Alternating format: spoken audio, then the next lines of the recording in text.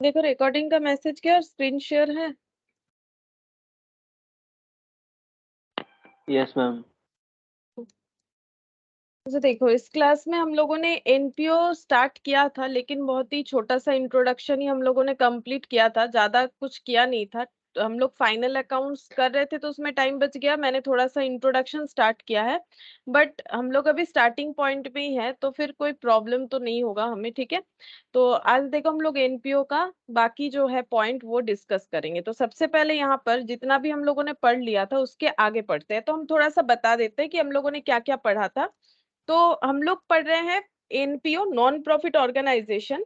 अब इसका हमें पढ़ना क्या है, हम लोग को ये पढ़ना है कि एक नॉन प्रॉफिट ऑर्गेनाइजेशन, पहला बात है कि नॉन प्रॉफिट ऑर्गेनाइजेशन कौन होता है। नॉन प्रॉफिट ऑर्गेनाइजेशन वो सारे ऑर्गेनाइजेशन होते हैं जो प्रॉफिट के लिए काम नहीं करते, लाइक कि पब्लिक हॉस्पिटल, ठीक है, पब्लिक स्कूल, मतलब जो गवर्नमेंट स्कूल होता है, इनको प्रॉफिट थोड़ी ना चाहिए होता है, प्रॉफिट के लिए काम नहीं करते, ये सोसाइटी के बेनिफिट के लिए काम करते हैं, ठीक है। कोई क्लब हो गया, ठीक है, इस तरह का ऑर्गेनाइजेशन जो है जो प्रॉफिट के लिए काम नहीं करता है, बट इनको भी तो अपना फाइनल अकाउंट्स बनाने का जरूरत होता है। तो ये भी अपना फाइनल अकाउंट्स बनाते हैं, और इनके फाइनल अकाउंट्स का कंपोनेंट क्या क्या होता है। जैसे नॉर्मली फाइनल अकाउंट्स में ट्रेडिंग पीएल बैलेंस शीट बनता है, इनका पीएल के जगह बनता है, इनका पीएल के जगह बनता है इनकम एंड एक्सपेंडिचर अकाउंट, ठीक है। Income and expenditure just like PL होता है। यहाँ पर हम लोग ये देखते हैं कि हमारा प्रॉफिट या लॉस क्या हुआ, लेकिन एनपीओ में प्रॉफिट या लॉस लैंग्वेज यूज नहीं किया जाता है। एनपीओ के केस में हम लोग सरप्लस या डेफिसिट ये बात कहते हैं, ठीक है, सरप्लस या डेफिसिट ये वाला पॉइंट जो है यूज करते हैं। तो मैंने यहाँ कुछ लिखा तो नहीं था, वो मैंने जो है यहाँ से रीड करके ही बताया था, ठीक है। तो ये हम लोग का हो गया, इनकम एक्सपेंडिचर के तरह होगा। ट्रेडिंग अकाउंट नॉर्मली इनका नहीं बनता है, बनेगा बनेगा, एनपीओ का भी ट्रेडिंग बन सकता है अगर एनपीओ ट्रेडिंग रिलेटेड कुछ डील करता है। जैसे मान लो कोई स्टॉक वगैरह है, जैसे मेडिकल जो ट्रीटमेंट होता है, जैसे हॉस्पिटल्स का अगर हमें एनपीओ ऑर्गेनाइजेशन दिया जाए क्वेश्चन में, तो हॉस्पिटल रिलेटेड ट्रेडिंग बन सकता है, जैसे कि मेडिसिन का स्टॉक वगैरह ये होता है, ठीक है। तो ट्रेडिंग नहीं बनता ऐसा बोलना गलत बात है, ठीक है। ट्रेडिंग भी बनता है, डिपेंड करता है कि हमारे पास इंफॉर्मेशन कैसे अवेलेबल है, ठीक है। और क्या बनता है, और बनता है बैलेंस शीट, इनका भी बनेगा, ठीक है, बैलेंस शीट इनका बनेगा, पीएल के जगह इनकम एक्सपेंडिचर अकाउंट बनेगा। और एक अकाउंट ये लोग मेंटेन करते हैं, रिसिप्ट एंड पेमेंट अकाउंट, जो कि जस्ट लाइक कैश बुक होता है, ठीक है। कैश बुक तो पता ही है तुम लोगों को, कैश बुक का मतलब कितना पैसा आया और कितना पैसा गया, इररेस्पेक्टिव ऑफ द फैक्ट कि वो कैपिटल है या रेवेन्यू है, एक्सपेंडिचर हो या रिसिप्ट हो, ठीक है। तो ये सारा पॉइंट हम लोगों ने लास्ट क्लास में एक बार कवर किया था। आज अभी जब क्वेश्चन डील करेंगे फिर से दोबारा कवर हो जाएगा, कोई प्रॉब्लम नहीं है, ठीक है। तो हम लोगों ने लास्ट जो भी पढ़ रखा था उसके बाद यहाँ से हम देखो बताते हैं।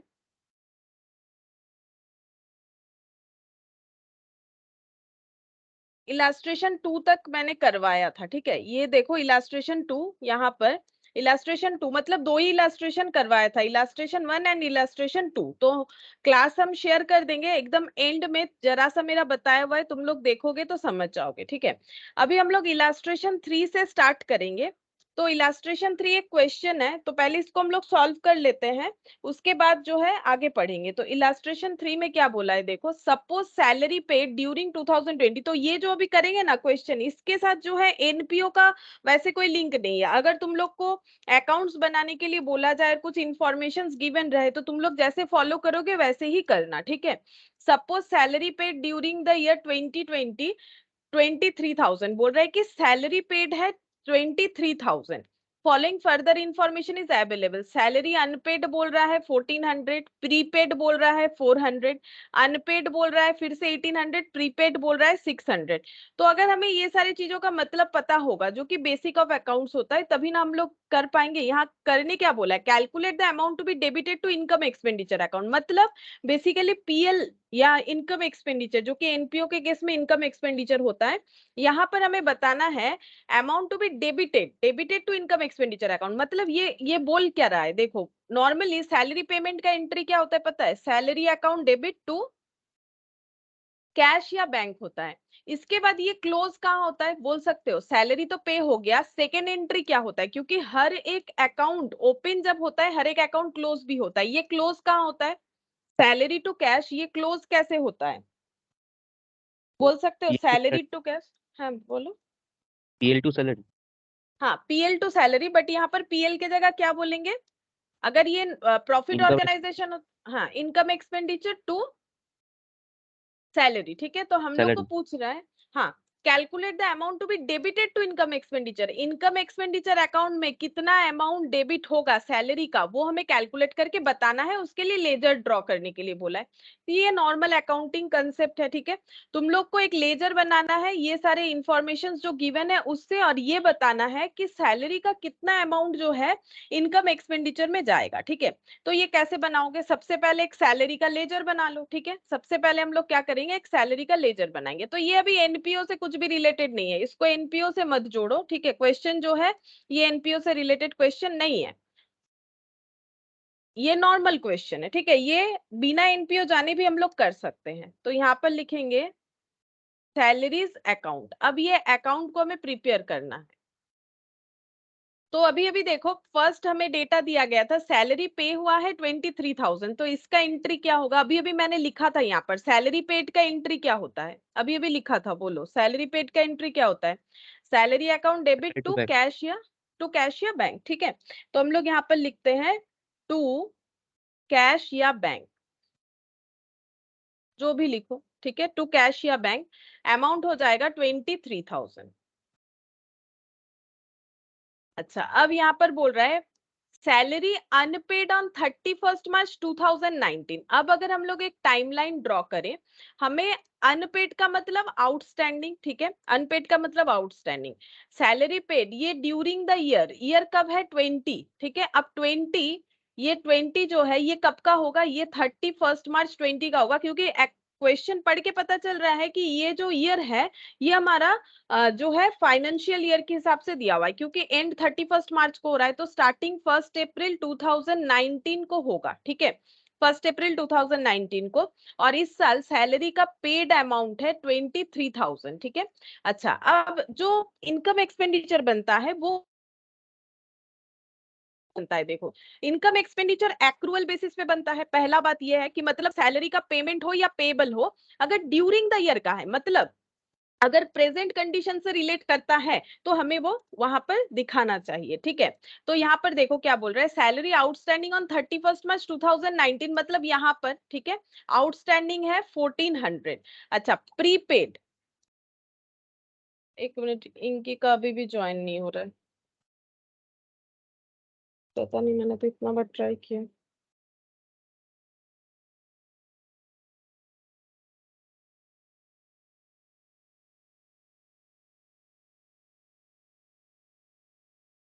एक मिनट रुको। हम्म। अच्छा, तो ये देखो यहाँ पर 1400 आउटस्टैंडिंग जो है ये 1400 है। प्रीपेड यहाँ पर लिखते हैं, प्रीपेड, प्रीपेड है कितना? 400, ठीक है, प्रीपेड 400 है। अनपेड यानी कि आउटस्टैंडिंग अब कब बोल रहा है? देखो 31 मार्च 2020 को कितना है? 1800। और प्रीपेड कितना है? 600, ठीक है, प्रीपेड 600, ठीक है। अब इसका तुम लोग अकाउंटिंग बनाओ। हम एक सेकेंड, ये एक बार लास्ट ट्राई करते हैं हो रहा है कि नहीं।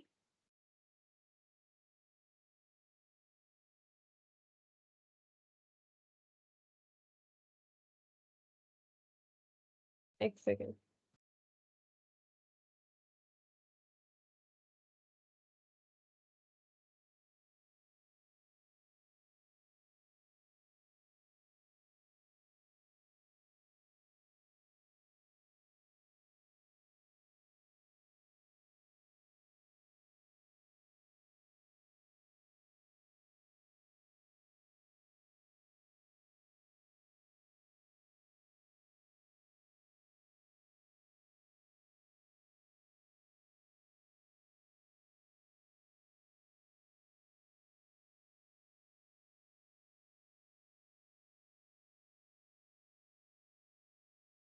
एक मिनट रुको।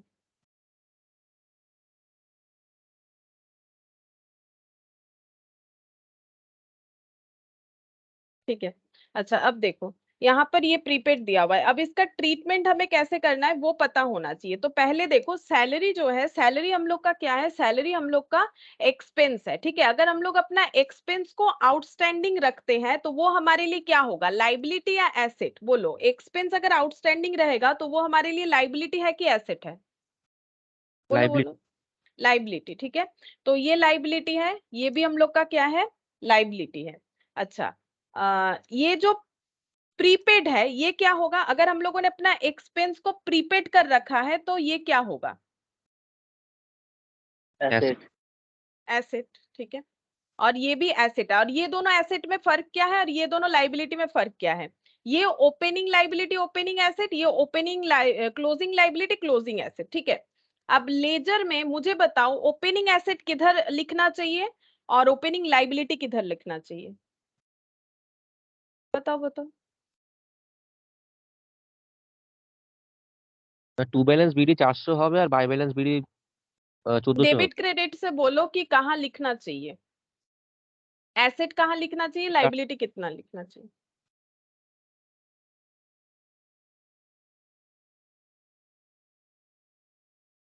बोलो। অ্যাসেট লিখবো ডেবিট সাইডে আর ক্রেডিটটা হবে মানে মানে ওই লাইবিলিটি হবে ক্রেডিট সাইডে। हाँ, लेकिन कौन सा लिखे, ओपनिंग क्लोजिंग कौन सा? तो यहाँ पर तो टू होता है हमें पता है, इधर बाई होता है हमें पता है, ठीक है। तो यहाँ पर होता है बैलेंस ब्रॉट डाउन, मतलब ओपनिंग आएगा, ये भी बैलेंस ब्रॉट डाउन मतलब ओपनिंग आएगा, ठीक है। अब डेबिट साइड में क्या है,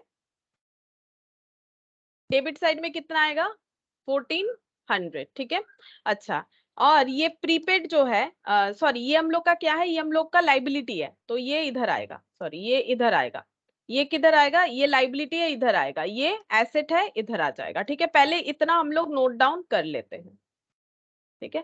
पहले हम लोग इतना नोट डाउन कर लेते हैं जो लिखा है यहाँ पर, टू बैलेंस बीडी, ठीक है। ये आ जाएगा हम लोग का 400, और ये हटाते हैं, ठीक है, यहाँ पर देखने में दिक्कत हो रहा है मुझे। और यहाँ पर लिखेंगे बाई बैलेंस बीडी 400, ठीक है। सिमिलरली ओपनिंग तो लिख दिया, अब क्लोजिंग कहाँ लिखेंगे, क्लोजिंग एसेट और क्लोजिंग लाइबिलिटी किधर किधर जाएगा, क्लोजिंग किधर जाता है, बोलो, क्लोजिंग एसेट क्लोजिंग लाइबिलिटी कहाँ कहाँ जाएगा? जस्ट ऑपोजिट जाता है। देखो, ये अगर ओपनिंग एसेट है, ये सैलरी है, ठीक है, ये हम लोग का क्या है, ये प्रीपेड है, ये हम लोग का क्या, अच्छा मैंने दोनों सेम अमाउंट लिख रखा है, सॉरी ये रहा, ठीक है, 1400। तो ये ओपनिंग लाइबिलिटी है, समझने के लिए लिख दिया मैंने, ठीक है। क्रेडिट साइड ये क्या है, ये ओपनिंग एसेट है।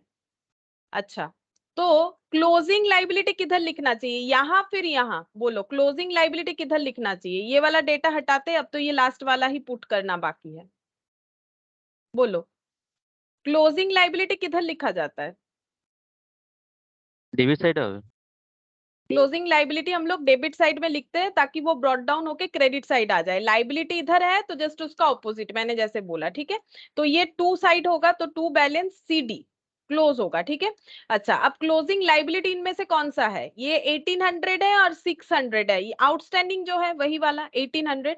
और इधर क्या लिखेंगे, बाई, बाई साइड है तो बाई बैलेंस सीडी, ये क्या है, ये हम लोग का क्लोजिंग एसेट है, ठीक है। और ये हम लोग का क्या है, ओपनिंग लाइबिलिटी। देखो, ये सारे नॉलेज अगर हमारा पक्का होगा तभी हम लोग जो है एनपीओ इजीली कर पाएंगे, वरना रट के तो कोई फायदा है नहीं, ठीक है।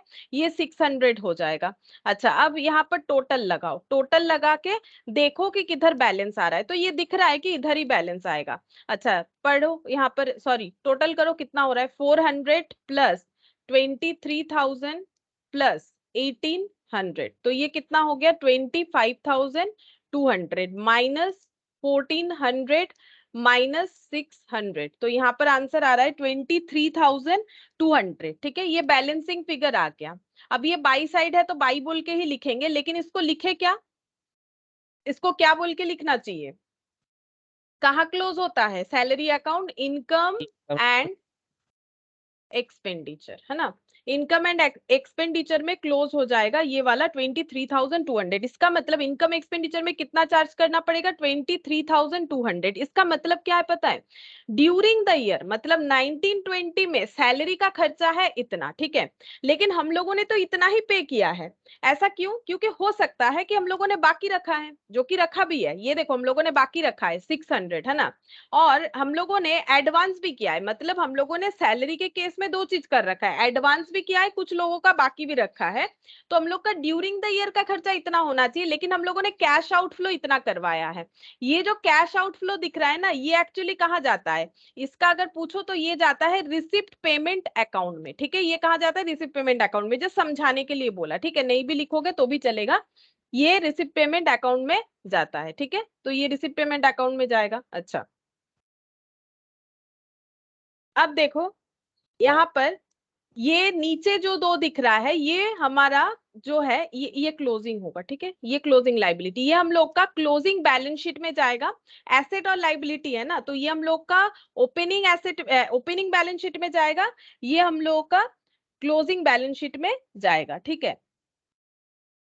अब देखो यहाँ पर बस हमें इतना ही करने के लिए बोला था, ठीक है। किस तरह से हम लोग इनकम एक्सपेंडिचर अकाउंट में से चार्ज कर सकते हैं, तो इससे हमारा क्या हुआ, इससे हमारा एक नॉलेज बिल्डअप हुआ कि लेजर पोस्टिंग में कौन सा चीज कहाँ कहाँ देना चाहिए।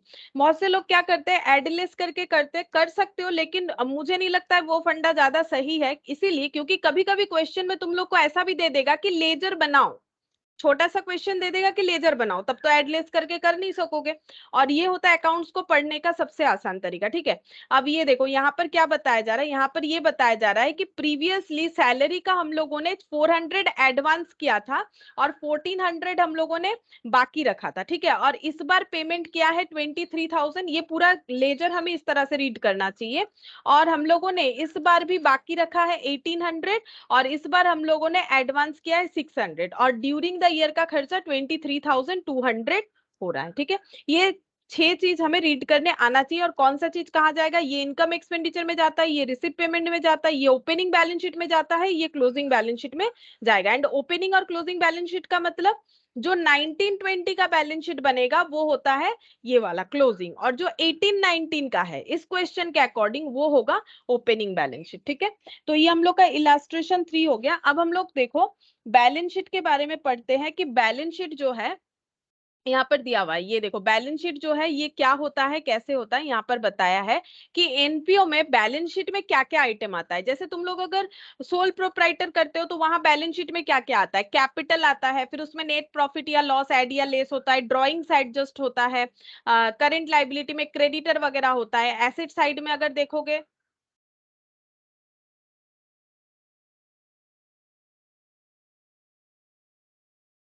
गुड इवनिंग नानी। Good evening ma'am.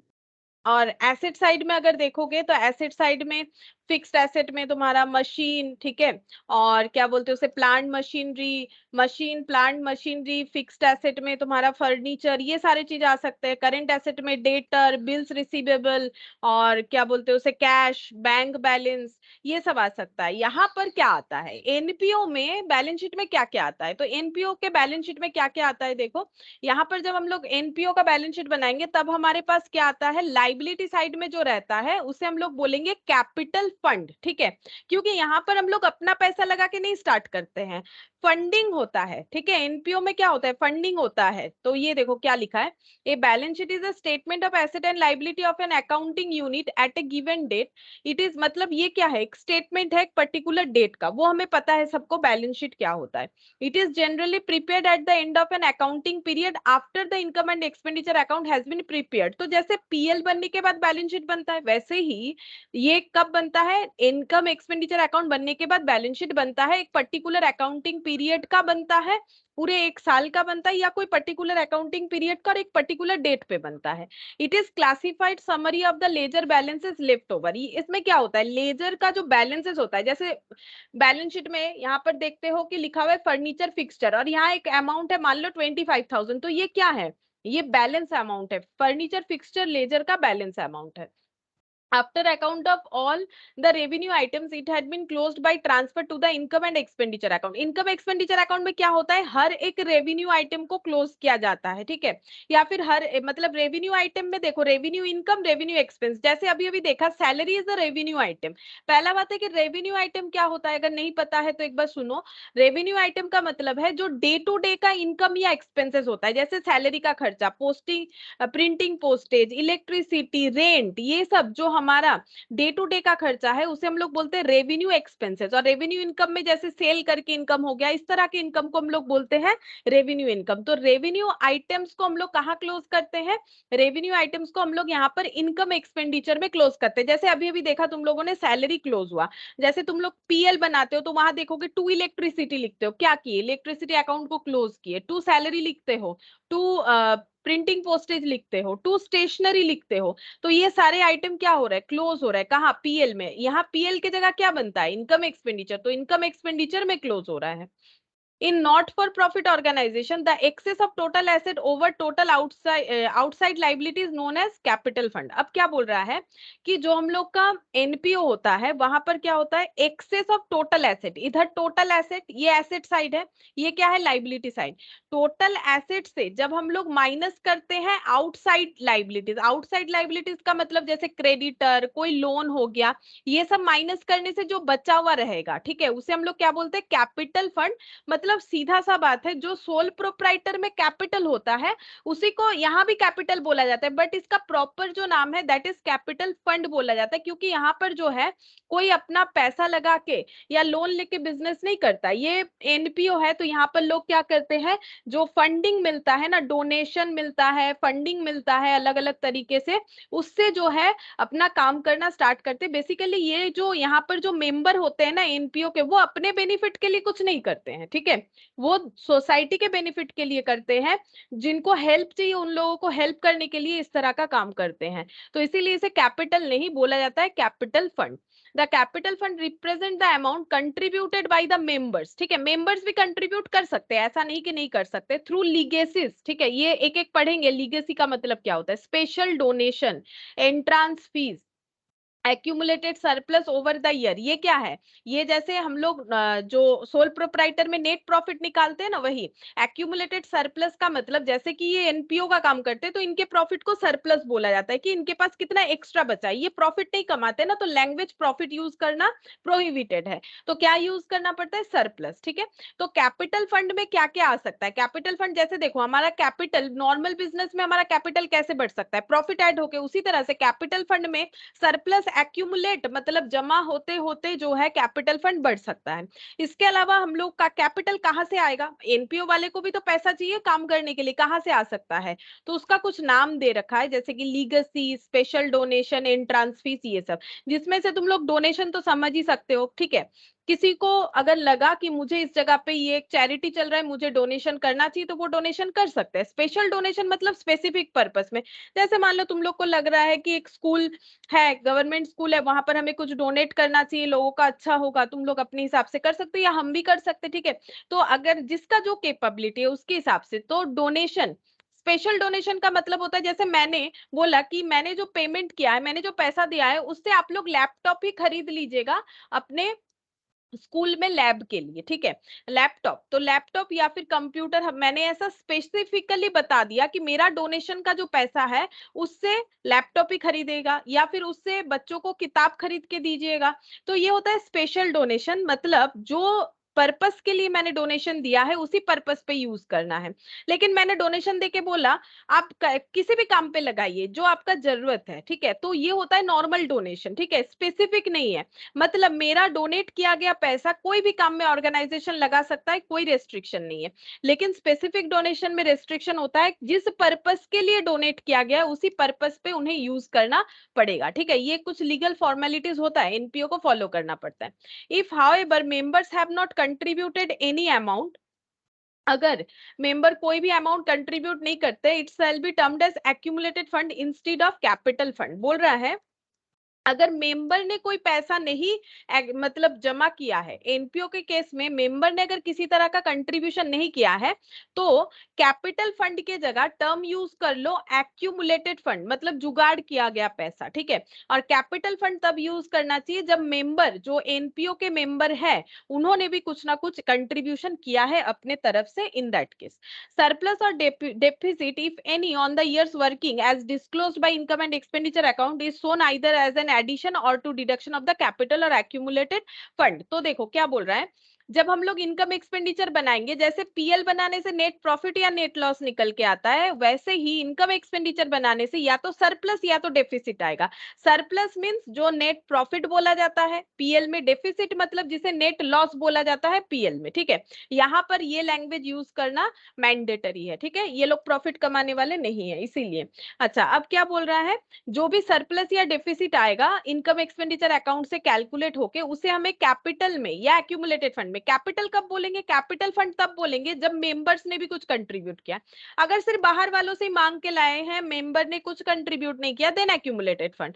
तो एक्यूमुलेटेड फंड में ये क्या होगा, सरप्लस है तो ऐड हो जाएगा, जैसे कि कैपिटल में नेट प्रॉफिट ऐड होता है, और अगर डेफिसिट हुआ तो लेस हो जाएगा, ठीक है। अब कुछ टर्म्स जो है वो देख लो, स्पेशल टर्म्स, ताकि तुम लोग को क्वेश्चन में समझ में आ जाए कि मतलब क्या है। जैसे डोनेशन, डोनेशन का मतलब तुम लोग को पता है, ये तुम लोग के लिए कोई नया वर्ड नहीं है। डोनेशन का मतलब है कि किसी ने अगर अपने जो है मतलब अपने विल से, ठीक है, मतलब कोई जबरदस्ती वाला बात नहीं है, अपने मन से अगर कुछ पैसा खुशी से दे रहे हैं तो उसे बोला जाता है डोनेशन देना, ठीक है। अब हमारा यहाँ पर काम क्या है, हमें ये पता करना है, डोनेशन तुम लोग को पता है, ठीक है, एक ऐसा पर्सन जो अपने जो जिनको जिनके ऊपर कोई प्रेशर नहीं है, ठीक है, वो अपने मन से अगर कुछ डोनेट करते हैं तो उसे डोनेशन बोला जाता है। अब अकाउंटिंग ट्रीटमेंट क्या होगा, तो डोनेशन जो मिल रहा है वो तो एनपीओ के लिए क्या है, एनपीओ के लिए एक इनकम है, ठीक है। अब इनकम को नॉर्मली हम लोग क्या बोलते हैं, रेवेन्यू बोलते हैं, ठीक है, इनकम को हम लोग क्या बोलते हैं, रेवेन्यू बोलते हैं।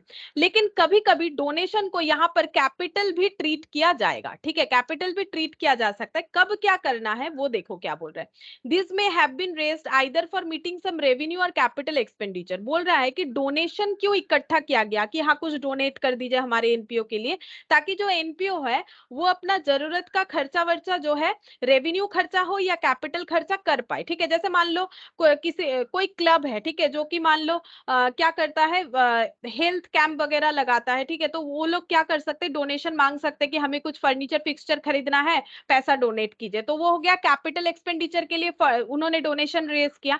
या फिर वो ये बोल सकते हैं कि हम लोग डॉक्टर को बुला रहे हैं, उन्हें हमें कुछ फीस वगैरह देना है पीरियोडिकली, तो उसका रेवेन्यू एक्सपेंसेस हो गया, उसके लिए डोनेशन मांग सकते हैं। तो those intended for the first mentioned purpose are credited directly to the income and expenditure account, but others, if a donor have declared their specific intention, then they are credited to the special fund account and in the absence thereof the capital fund account। क्या बोल रहा है देखो, ये treatment हमें समझ में आना जरूरी है। तो डोनेशन हम लोग का कैपिटल भी हो सकता है, रेवेन्यू भी हो सकता है। अगर हम लोगों ने जो डोनेशन रेज किया है वो रेवेन्यू खर्चे को पे करने के लिए किया है, तब हम लोग इनकम एक्सपेंडिचर में उसे क्रेडिट कर देंगे, ठीक है। हम यहाँ पर नोट डाउन करवा देते हैं, तुम लोग भी कर लो, ताकि जब कैलकुलेट करोगे तो किसी तरह का प्रॉब्लम ना हो, ठीक है। तो यहाँ पर देखो पहला आ गया हमारा डोनेशन। तो डोनेशन कहाँ दिखाना है, मतलब कैपिटल डोनेशन को इनकम एक्सपेंडिचर में दिखाना है कि बैलेंस शीट में दिखाना है। तो डोनेशन अगर रेज्ड किया गया है, रेज्ड, डोनेशन रेज्ड मतलब डोनेशन लिया गया है, रेज का मतलब डोनेशन लिया गया है, किस पर्पस के लिए, यहां पर लिखते हैं रेवेन्यू एक्सपेंडिचर को मीट करने के लिए, या फिर कैपिटल एक्सपेंडिचर को मीट करने के लिए। एक्सपेंडिचर का मतलब खर्चा, ठीक है, रेवेन्यू एक्सपेंडिचर का पे करने के लिए डोनेशन इकट्ठा किया गया है, या रेवेन्यू एक्सपेंडिचर को पे करने के लिए। अगर रेवेन्यू एक्सपेंडिचर को पे करने के लिए डोनेशन रेज किया गया है, देन इसे क्या करना पड़ेगा, credited to income and expenditure account. और ये लॉजिक भी है, ठीक है, credited to income and expenditure account. अब हम बताते हैं क्यों ऐसा होगा। हम लोग पीएल में क्या लिखते हैं, डे टू डे का खर्चा और इनकम लिखते हैं, तो पीएल जो है वो इनकम एक्सपेंडिचर के तरह ही है, ठीक है। तो इनकम एक्सपेंडिचर अकाउंट में क्रेडिट साइड में क्या लिखेंगे, अर्निंग को लिखा जाता है, ठीक है। तो क्रेडिट साइड में हम लोग क्या करेंगे, रेवेन्यू, अगर रेवेन्यू खर्चे पे करने के लिए हम लोगों ने डोनेशन लिया है तो हमारे लिए तो अर्निंग हुआ है। अब उस पैसे से खर्चा करेंगे तब खर्चा को रिकॉर्ड करेंगे, लेकिन अभी तो डोनेशन तो मेरा अर्निंग ही है, किसी भी तरह से देख लो। अगर मैंने वो पैसा इकट्ठा किया है रेवेन्यू खर्चा पे करने के लिए, जैसे कि मान लो सैलरी, ठीक है, कोई स्टाफ रखा है उनका सैलरी है, ठीक है, और कुछ है, तो रेवेन्यू खर्चा जैसे इलेक्ट्रिसिटी का खर्चा है, ये सब पे करने के लिए अगर डोनेशन रेज किया है तो वो इनकम एक्सपेंडिचर में क्रेडिट कर दो, डोनेशन का इनकम फिर हमारा इनकम एक्सपेंडिचर में क्रेडिट हो जाएगा। लेकिन अगर हम लोगों ने कैपिटल एक्सपेंडिचर को पे करने के लिए इस तरह का डोनेशन लिया है तो इसे हमें क्या करना पड़ेगा, इसे हमें कैपिटल फंड में दिखाना पड़ेगा, ठीक है, कैपिटल फंड में दिखाना पड़ेगा। इसका भी एक बाइफर्केशन बता रहा है, देखो यहाँ पर क्या बोला है, यहाँ पर बोल रहा है इफ द डोनर, मतलब जिन्होंने पैसा दिया, have declared there specific intention, जैसे मैंने बोला कि मेरे डोनेशन के पैसे से बच्चे को किताब ही खरीद के दो, बुक्स खरीद के दो, दैट इज स्पेसिफिक इंटेंशन, मेरा मन ये है कि इस पैसे को इधर उधर नहीं, बुक्स खरीदने में ही लगाया जाए, then they are credited to specific fund account, ठीक है। तब हमें क्या करना पड़ेगा, उस नाम का फंड बना देना पड़ेगा, ठीक है, उस नाम का फंड बना देना पड़ेगा। जैसे मैंने बोला कि जैसे एक बिल्डिंग बना दो, ठीक है, बच्चों के लिए बिल्डिंग नहीं है स्कूल में, बिल्डिंग बनाओ, तो फिर हम लोग को बिल्डिंग फंड बनाना पड़ेगा। अगर मैंने जो डोनेशन दिया है वो स्पेसिफिक है, ठीक है, और मैंने स्पेसिफाई क्या किया है, बिल्डिंग फंड बनाओ, ये कैसा डोनेशन है, ये है स्पेसिफिक डोनेशन, ठीक है। बात को समझ लो ताकि क्वेश्चन करने में दिक्कत ना हो। अगर डोनेशन मैंने देने के टाइम बोला बिल्डिंग ही बनाओ तो इस तरह के डोनेशन को क्या बोला जाता है, स्पेसिफिक डोनेशन बोला जाता है। पहला बात ये हो गया। अच्छा, अब क्या बोल रहा है, and in the absence thereof, अगर ऐसा कुछ मैंने नहीं बोला है, नॉर्मल डोनेशन क्या है, बट इससे हम लोग कैपिटल खर्चा पे करेंगे तो सिंपल कैपिटल फंड में दिखा दो, ठीक है। मतलब ये कहां दिखाना है, बैलेंस शीट में दिखाना है, ठीक है। कैपिटल एक्सपेंडिचर के लिए हमें कहां दिखाना पड़ता है, बैलेंस शीट में। अब बैलेंस शीट में कैसे दिखाएंगे, अगर नॉन स्पेसिफिक डोनेशन है, मतलब मैंने डोनेशन के लिए कुछ स्पेसिफाई नहीं किया है, भाई पैसा कहीं भी लगाओ काम में आना चाहिए, तो कैपिटल फंड बोल के दिखा दो। लेकिन मैंने अगर स्पेसिफिक डोनेशन किया है तो स्पेसिफिक नाम से दिखाओ, जैसे मैंने एक एग्जांपल दिया कि बिल्डिंग फंड, ठीक है। अब हर जगह बिल्डिंग फंड थोड़ी ना होगा, जहां पर जो रहेगा वही लिखना है हमें, ठीक है। अच्छा, अब क्या बोल रहा है, if any investment are purchase out of a specific special fund और an asset is acquired there from, these are disclosed separately. क्या बोल रहा है, अगर कोई इन्वेस्टमेंट परचेज किया गया आउट ऑफ स्पेशल फंड, ये केस कब अराइज होता है, देखो मैंने तो डोनेट कर दिया और बोल भी दिया कि बच्चों के लिए एक बिल्डिंग बनाओ, लेकिन मैंने आज पैसा दिया, कल से ही काम स्टार्ट हो जाएगा, ये इम्प्रैक्टिकल बात है, ठीक है। अच्छा बात है, डोनेशन मिला है एनपीओ को, उन्होंने बिल्डिंग बनाने, मतलब मैंने बोला बिल्डिंग बनाओ, उन्होंने सोचा भी है बनाएंगे, हाँ, लेकिन एक तो प्रोजेक्ट रेडी करने में टाइम लगेगा ना, लोगों को बुलाया जाएगा, ठीक है, जो भी रिक्वायरमेंट है वो फुलफिल होगा तब ना बिल्डिंग बनने का काम स्टार्ट होगा। ऐसे बोलने से ही तो बिल्डिंग बनने का काम स्टार्ट नहीं होता है। तब ये लोग क्या कर सकते हैं, उस फंड के पैसे को कहीं इन्वेस्ट कर सकते हैं, मतलब फालतू में रखने से तो पैसा बढ़ेगा नहीं। तो क्या हो सकता है, जब तक हमारा स्पेसिफिक पर्पस वाला काम स्टार्ट नहीं हो सकता है तब तक हम लोग क्या कर सकते हैं, स्पेसिफिक जो डोनेशन मिला है, जब तक बिल्डिंग बनाने का काम स्टार्ट नहीं होता है तब तक हम लोग इस पैसे को कहीं चाहे तो इन्वेस्ट कर सकते हैं। कौन करेगा, एनपीओ, उनको तो हम लोगों ने पैसा दे दिया।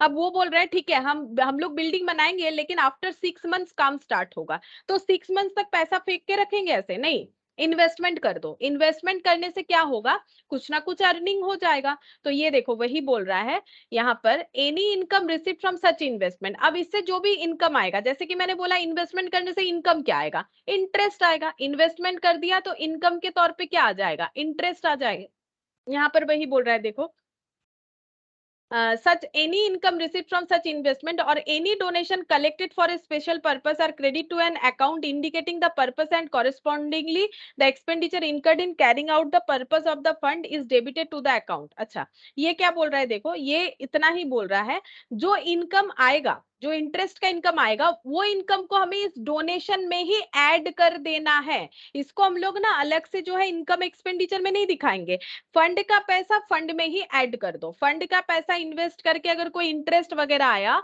तो फंड में ही ऐड कर दो, और फंड के पैसे से जो खर्चा होगा वो फंड से ही लेस करके दिखाओ।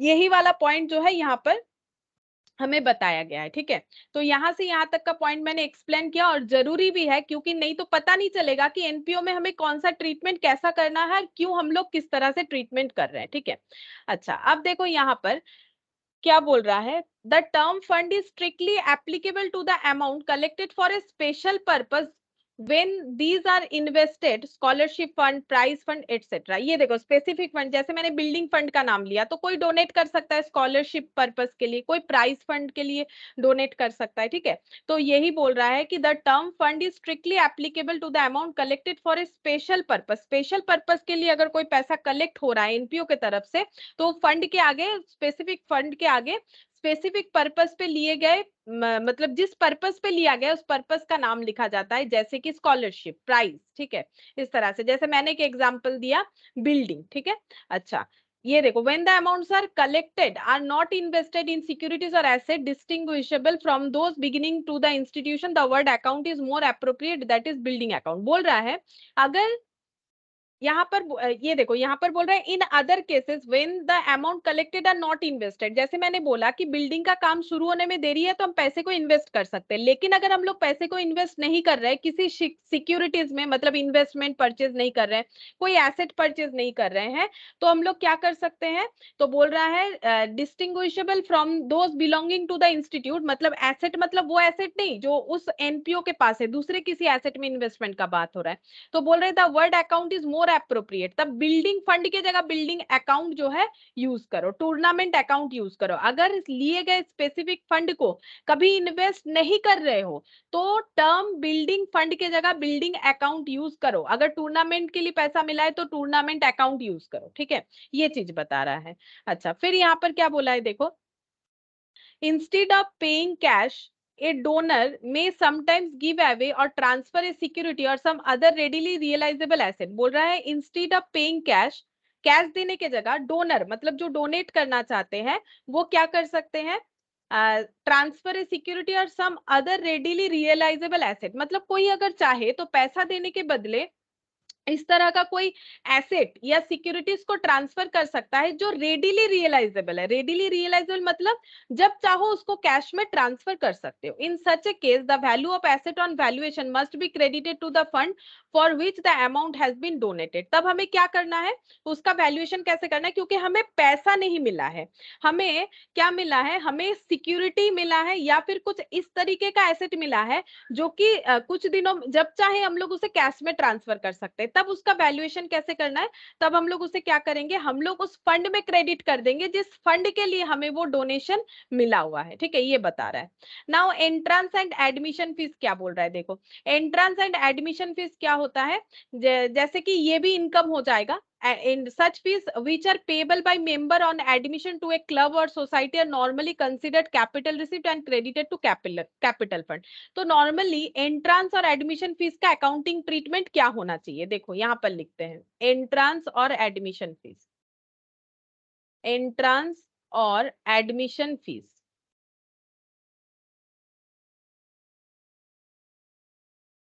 ठीक है। एंट्रांस और एडमिशन फीस का क्या बोला है कि इस तरह का फीस जो है मेंबर एडमिशन के टाइम पे दे सकते हैं। किस तरह के ऑर्गेनाइज, जैसे क्लब में अगर क्लब का मेंबर होना है तो एक एंट्रांस फीस दो या एडमिशन फीस दो, सोसाइटी का मेंबर बनना है तो दो। ठीक है, तो इस तरह के जो पैसा मिलते हैं इसे नॉर्मली कैपिटल रिसिप्ट बोला जाता है, और हर तरह का कैपिटल रिसिप्ट कैपिटल फंड में जाना चाहिए। तो इसका ट्रीटमेंट क्या हो सकता है, एक तो हमें बता रहा है कि इस तरह का जब पैसा आता है तो हम लोग इसे कैपिटल रिसिप्ट मानते हैं। ठीक है, कैपिटल रिसिप्ट मतलब जो डे टू डे का इनकम नहीं है, तो इसीलिए इसको कहां दिखाएंगे, बैलेंस शीट में। कहां पर दिखाएंगे, कैपिटल फंड में। ठीक है, कैपिटल फंड में दिखाया जाता है। अच्छा, नेक्स्ट क्या बोल रहा है यहाँ पर, this is because this do not give rise to the rise to any special obligation towards the member who is entitled to same privilege as other who have paid only their annual subscription। बोल रहा है कि ये देखो, ये इसीलिए किया जाता है कैपिटल फंड में, ये इसीलिए क्रेडिट किया जाता है because this do not give rise to any special obligation towards the member. इससे जो मेंबर ने एंट्रेंस फीस या एडमिशन फीस दिया है इनके ऊपर कोई स्पेशल ऑब्लिगेशन नहीं होता है। Who is entitled to same privilege as those who have paid only the annual subscription. मतलब सिर्फ एनुअल सब्सक्रिप्शन देने वाले मेंबर का जो मतलब जो भी वैल्यूएशन रहता है उस सोसाइटी में या क्लब में, इनका भी सेम सेम वही रहता है। फिर क्या बोल रहा है, nevertheless where the amount is small, अगर छोटा अमाउंट है, mean to cover expenses concerning admission और the rules of the society provided that such fees could be treated as income of the society, this amount may be included in income and expenditure account. मतलब सीधा सा बात यह है कि इसे हम लोग रेवेन्यू रिसिप्ट भी मान सकते हैं, ठीक है। लेकिन कब मानेंगे, रेवेन्यू रिसिप्ट का मानने का मतलब हो जाएगा इनकम एक्सपेंडिचर में क्रेडिट करना पड़ेगा। बोल रहा है रेवेन्यू रिसिप्ट कब होता है, जब अमाउंट बहुत ही छोटा सा होता है और लिए गए अमाउंट से हम लोग अपना रेवेन्यू खर्चा पे करने का सोच रहे हैं, ठीक है, तब हम लोग इसे रेवेन्यू रिसिप्ट दिखाएंगे। जब भी रेवेन्यू रिसिप्ट होगा तो वो इनकम एक्सपेंडिचर में क्रेडिट हो जाएगा। अब क्वेश्चन में हमें कैसे पता चलेगा कि कौन सा अमाउंट बिगर वैल्यू है, कौन सा स्मॉलर वैल्यू है? एक्चुअली क्वेश्चन हमें बता देगा कि हमें क्या ट्रीट करना है, हम लोग उसी तरह से करेंगे, ठीक है। और अगर हमें क्वेश्चन नहीं बताएगा देन हम लोग अपना एजम्पशन लेंगे और एजम्पशन को नीचे नोट के हिसाब से दे देंगे, ठीक है। तो यहाँ पर वही बता रहा है।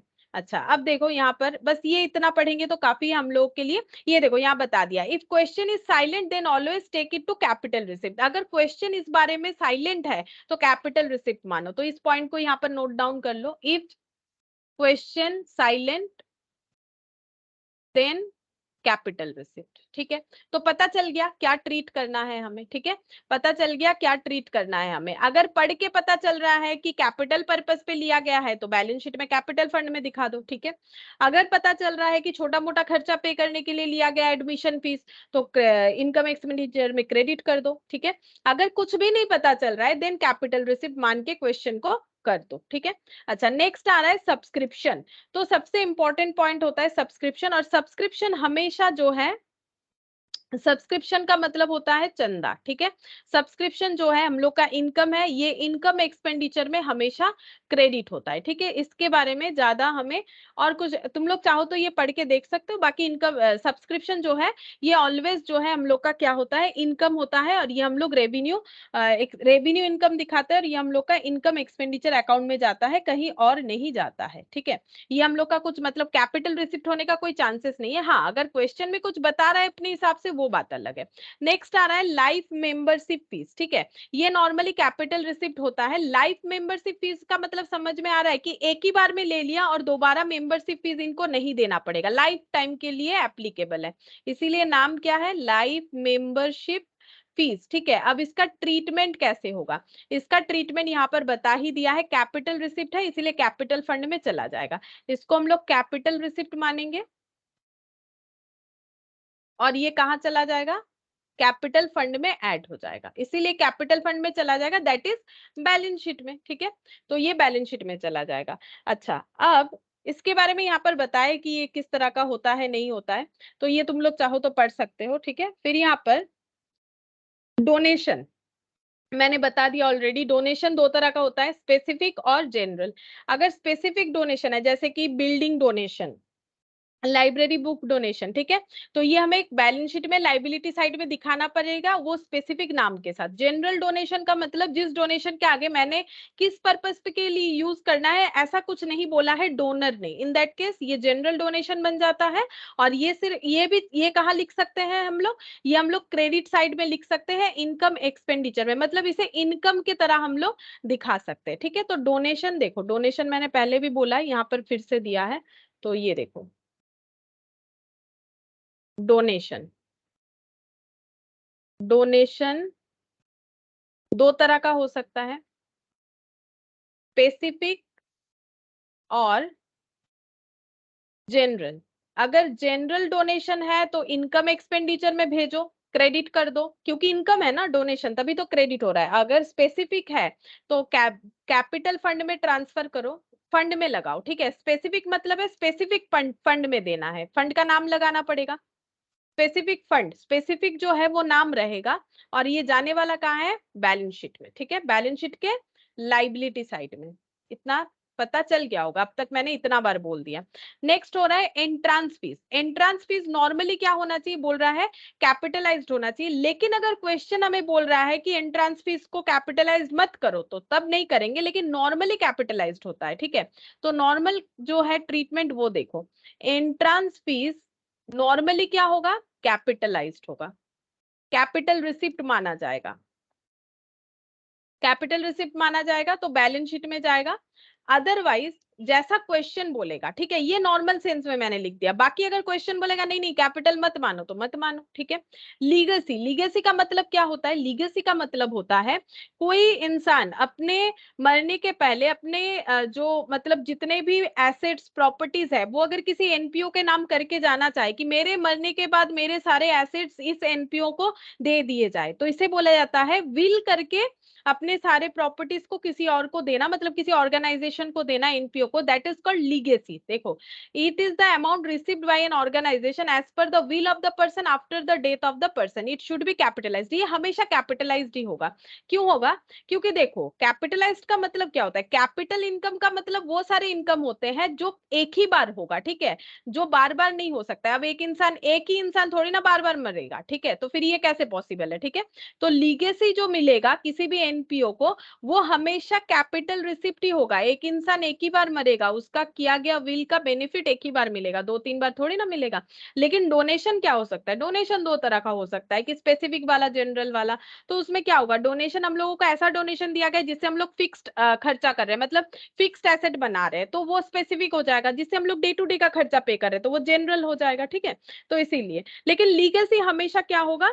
लीगेसी तो हमेशा ही कैपिटल नेचर का ही होगा, क्योंकि एक इंसान एक ही बार मरेगा, बार बार थोड़ी ना मर सकता है। लाइफ मेंबरशिप फीस ये कैपिटलाइज्ड होगा, ठीक है, ये शायद मैंने पहले भी बताया। लाइफ मेंबरशिप फीस ये रहा, लाइफ मेंबरशिप फीस कैपिटलाइज्ड होगा, ठीक है। अच्छा, इसके बाद देखो यहाँ पर क्या दिया है, एंडाउनमेंट फंड डोनेशन, ठीक है। एंडाउनमेंट फंड डोनेशन का मतलब क्या होता है? It is a donation received and only income from that donation is to be used for certain specific purpose, ठीक है। तो यहाँ पर बोल रहा है कि ये डोनेशन क्या है? ये donation, it is a donation received and only income from that donation is to be used for certain specific purpose. मतलब जिस बात के लिए डोनेशन लिया गया है ये पैसा उसी में खर्चा किया जाए, तो इसे बोलते हैं endowment fund donation. In such cases, income relating to specific fund should be added to this fund on liability side of the balance sheet. All the expenses should be deducted from that fund on the liability side of the balance sheet. Basically, endowment fund जो है उसका treatment specific fund के तरह ही होगा। फिर भी term पता होना चाहिए, तो हम यहाँ पर लिख देते हैं endowment fund, ठीक है। तो ये क्या होगा? कैपिटल रिसिप्ट माना जाएगा, और ये कहां पर जाएगा? ये बैलेंस शीट में जाएगा, ठीक है, बैलेंस शीट में जाएगा। फिर बोल रहा है ओल्ड न्यूज़पेपर या पीरियोडिकल्स अगर हम लोग सेल कर रहे हैं तो ये हमारे इनकम एक्सपेंडिचर में जाएगा, ठीक है। अगर एनपीओ ओल्ड न्यूज़पेपर या पीरियोडिकल्स, ठीक है, मतलब मैगजीन वगैरह, ये सब अगर सेल करके क्या मिलेगा? पैसा मिलेगा। अब ये कैसा इनकम है? रेवेन्यू है कि कैपिटल नेचर का? ऐसा थोड़ी है एक ही बार न्यूज़पेपर बेचा, आगे नहीं बेचेगा। अरे बेच सकता है, जितना बार न्यूज़पेपर जमा हो जाएगा बेच सकता है, क्या प्रॉब्लम है? तो ये हम लोग का क्या हो जाएगा? ये हम लोग का हो जाएगा इनकम एंड एक्सपेंडिचर में चला जाएगा। और ये क्या है? रेवेन्यू रिसिप्ट है, ठीक है, रेवेन्यू रिसिप्ट है। ये हमेशा रेवेन्यू रिसिप्ट ही होता है। अच्छा, फिर बोल रहा है sale of old fixed asset. अब एक फिक्स्ड एसेट जो है वो बेचने से क्या होगा? वो तो कोई रेवेन्यू रिसिप्ट नहीं है कि फिक्स्ड एसेट कोई बार बार बेचे। फिक्स्ड एसेट ऐसा थोड़ी होता है कि हर साल ही हम लोग अपना फिक्स्ड एसेट उठा के बेच देते हैं, नहीं। तो फिर कैसे बिजनेस चलेगा, ठीक है। या फिर अपने घर पे ही देखो, क्या हमेशा लैपटॉप उठा के बेच देते हो, या फिर घर के जो भी मतलब फर्नीचर वगैरह बेच देते हो? नहीं, कब बेचते हो? बहुत साल यूज करते करते करते जब वो खराब हो जाए तब हम लोग सोच सकते हैं। ऐसा थोड़ी फ्रिज उठा के बेच दिया, एसी उठा के बेच दिया। तो वैसे ही फिक्स्ड एसेट जब बिकेगा तो वो कैपिटल रिसिप्ट होता है, क्योंकि वो हमेशा नहीं बिकता है, कभी कभार बिकता है, ठीक है। Sale of old fixed asset, तो ये क्या होगा? ये होता है कैपिटल रिसिप्ट, कैपिटल रिसिप्ट, ठीक है। तो ये कहां पर जाएगा? ये हम लोग का कैपिटल रिसिप्ट है। इसका प्रॉफिट लॉस जो होगा, बेच के जो प्रॉफिट लॉस होगा, प्रॉफिट और लॉस ऑन सेल, ये कहाँ ट्रांसफर होगा? ये इनकम एक्सपेंडिचर में होगा। जैसे तुम लोग फाइनल अकाउंट्स में करते हो, कुछ फिक्स्ड एसेट बिक गया तो उससे प्रॉफिट या लॉस जो हुआ वो तुम लोग पीएल में दिखाते हो, वैसे ही यहाँ पर दिखाना है। नेक्स्ट आ गया ऑनरेरियम। ऑनरेरियम क्या होता है? किसी के सम्मान में कुछ देना, ठीक है। ये मतलब इस तरह के लोगों को दिया जाता है जो एनपीओ से डायरेक्टली तो जुड़े हुए नहीं है, फिर भी एनपीओ को इनसे बेनिफिट मिला। It is paid to someone for receiving any services from person who are not the employees of the NPO, ठीक है। एनपीओ का काम या एनपीओ से किसी तरह से वो डायरेक्टली जुड़े हुए नहीं है, बट इंसानियत के नाते अगर किसी ने कुछ किया तो उसे ऑनरेरियम दे सकता है एनपीओ, ठीक है। तो ये हो गया ऑनरेरियम, यहाँ पर लिख दें, यहाँ जगह हो जाएगा ऑनरेरियम, ठीक है। ये ऑनरेरियम बेसिकली ये हो जाएगा एक्सपेंस हम लोग का, ठीक है। ऑनरेरियम पे जब करता है तो ये इनकम नहीं हुआ, ये पे करना पड़ता है, ठीक है। किसी एक पर्सन को उसके अच्छे मतलब अच्छे काम के लिए हम लोग उसे सम्मान के लिए ऑनरेरियम दे सकते हैं, मतलब एनपीओ देगा बेसिकली, ठीक है। अच्छा, अब यहाँ पर बोला है बैलेंस शीट जो बनेगा वो किस तरह से बनेगा वो बता रहा है, ठीक है। तो ये हम लोग कैलकुलेट अभी एक क्वेश्चन करेंगे तो हमें समझ में आ जाएगा किस तरह से बैलेंस शीट बनेगा, ठीक है। इसके लिए और ये अलग से पढ़ने का हमें कोई जरूरत नहीं है। हम लोग यहाँ पर इलास्ट्रेशन 4 जो है ये पढ़ना स्टार्ट करते हैं। क्या बोला है देखो, following is the receipt and payment account of new bird 40 club, ठीक है। तो ये क्लब का दिया है, ठीक है, for the year ended 31 March 2020। Club का क्या दिया है, रिसिप्ट एंड पेमेंट अकाउंट, मतलब है कैश बुक, ठीक है। कैश बुक दिया है कि हमारे पास कितना इनकम हुआ है, रिसिप्ट और कितना पेमेंट हुआ है, ये दिया हुआ है। कितना इनकम हुआ है और कितना एक्सपेंस हुआ है ये दिया गया है, ठीक है। इधर पेमेंट और इधर इनकम। अच्छा, अब हमें करने क्या बोला है, चेक करके देख लेते हैं करने क्या बोला है। यहाँ पर बोल रहा है कि prepare income and expenditure account of the club from the above particulars for the year ended 31 March 2020। हम लोग को क्या प्रिपेयर करके देना है, income and expenditure account prepare करके देना है। मतलब बनाना क्या है, बेसिकली पीएल बनाना है। तो ये क्या बन रखा है, ये कैश बुक बन रखा है। तो इसमें और पीएल में फर्क क्या है, इसमें और पीएल में ये फर्क है कि कैश बुक में हम लोग सारे तरह के इनकम और एक्सपेंसेस लिख लेते हैं, चाहे वो कैपिटल नेचर का हो चाहे वो रेवेन्यू नेचर का हो। मतलब अगर मैंने फिक्स्ड एसेट खरीदा होगा तो भी मैंने रिसिप्ट पेमेंट अकाउंट में दिखाया है, लेकिन क्या इनकम एक्सपेंडिचर में फिक्स्ड एसेट अगर खरीदते हैं या सेल करते हैं तो दिखाएंगे नहीं, तब नहीं दिखाएंगे। फिक्स्ड एसेट का जो खरीदने के बाद जो पोजीशन आएगा बिजनेस का वो बैलेंस शीट में दिखना चाहिए। इनकम एक्सपेंडिचर में डेप्रिसिएशन दिखा देंगे फिक्स्ड एसेट का, जब तक फिक्स्ड एसेट यूज कर रहे हैं। अगर बेच देंगे तो उसको बेचने के बाद प्रॉफिट या लॉस जो हुआ वो दिखा सकते हैं। तो ये कैश बुक है ना, तो कैश बुक में तो हर तरह का इनकम या एक्सपेंसेस रिकॉर्ड हो जाएगा, चाहे वो रेवेन्यू नेचर का हो या ना हो। लेकिन मेरा इनकम एक्सपेंडिचर कैसे बनता है, वो पूरा पीएल के तरह बनता है। उसमें कैसे बनेगा, इनकम एक्सपेंडिचर हम लोग का इस तरह से बनेगा जहां पर हमें सिर्फ और सिर्फ जो है रेवेन्यू इनकम और एक्सपेंसेस को लिखना है। रेवेन्यू मतलब डे टू डे के इनकम और एक्सपेंसेस को लिखना है, और उसके साथ साथ ड्यूरिंग द ईयर का लिखना है, ठीक है।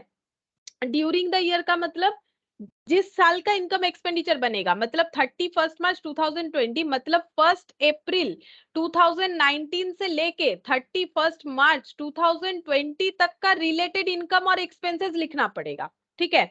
इसके आगे का भी नहीं लिखना है, इसके बाद का भी नहीं लिखना है। अगर इंक्लूडेड है तो एक्सक्लूड करना पड़ेगा। तो इनकम एक्सपेंडिचर इस तरह से बनेगा। और क्या ये हमेशा पेड या रिसिव्ड बेसिस पे बनेगा, नहीं, ये एक्रूअल बेसिस पे बनेगा, ठीक है।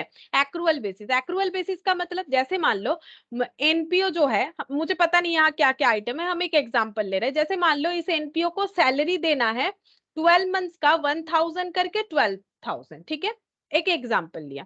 लेकिन इन्होंने कितना दिया है, इन्होंने 10 मंथ्स का 1000 करके 10,000 दिया है, बाकी 2000 बाकी रखा है। तो यहाँ पर क्या रिकॉर्ड होगा, यहाँ पर पूरा 12,000 ही रिकॉर्ड होगा। और दिखेगा कैसे, 10,000 पेड और 2,000 आउटस्टैंडिंग बोल के यहाँ पर दिखाना पड़ेगा, ठीक है। मतलब एक्रूअल बेसिस हो गया, चाहे पेड हो चाहे पेएबल हो, अगर ड्यूरिंग द ईयर का है तो लिखना पड़ेगा। इसी को तो बोला जाता है एक्रूअल बेसिस, ठीक है। तो एक्रूअल बेसिस पे बनेगा। तो इनकम एक्सपेंडिचर कैसे बनेगा मैंने बता दिया। अब हम लोग उसी हिसाब से अपना इनकम एक्सपेंडिचर बनाएंगे, ठीक है। तो देखो फॉर्मेट बनाओ मेरे साथ साथ तुम लोग भी।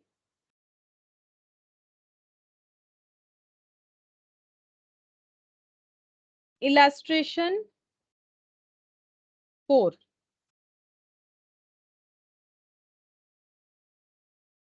in the books of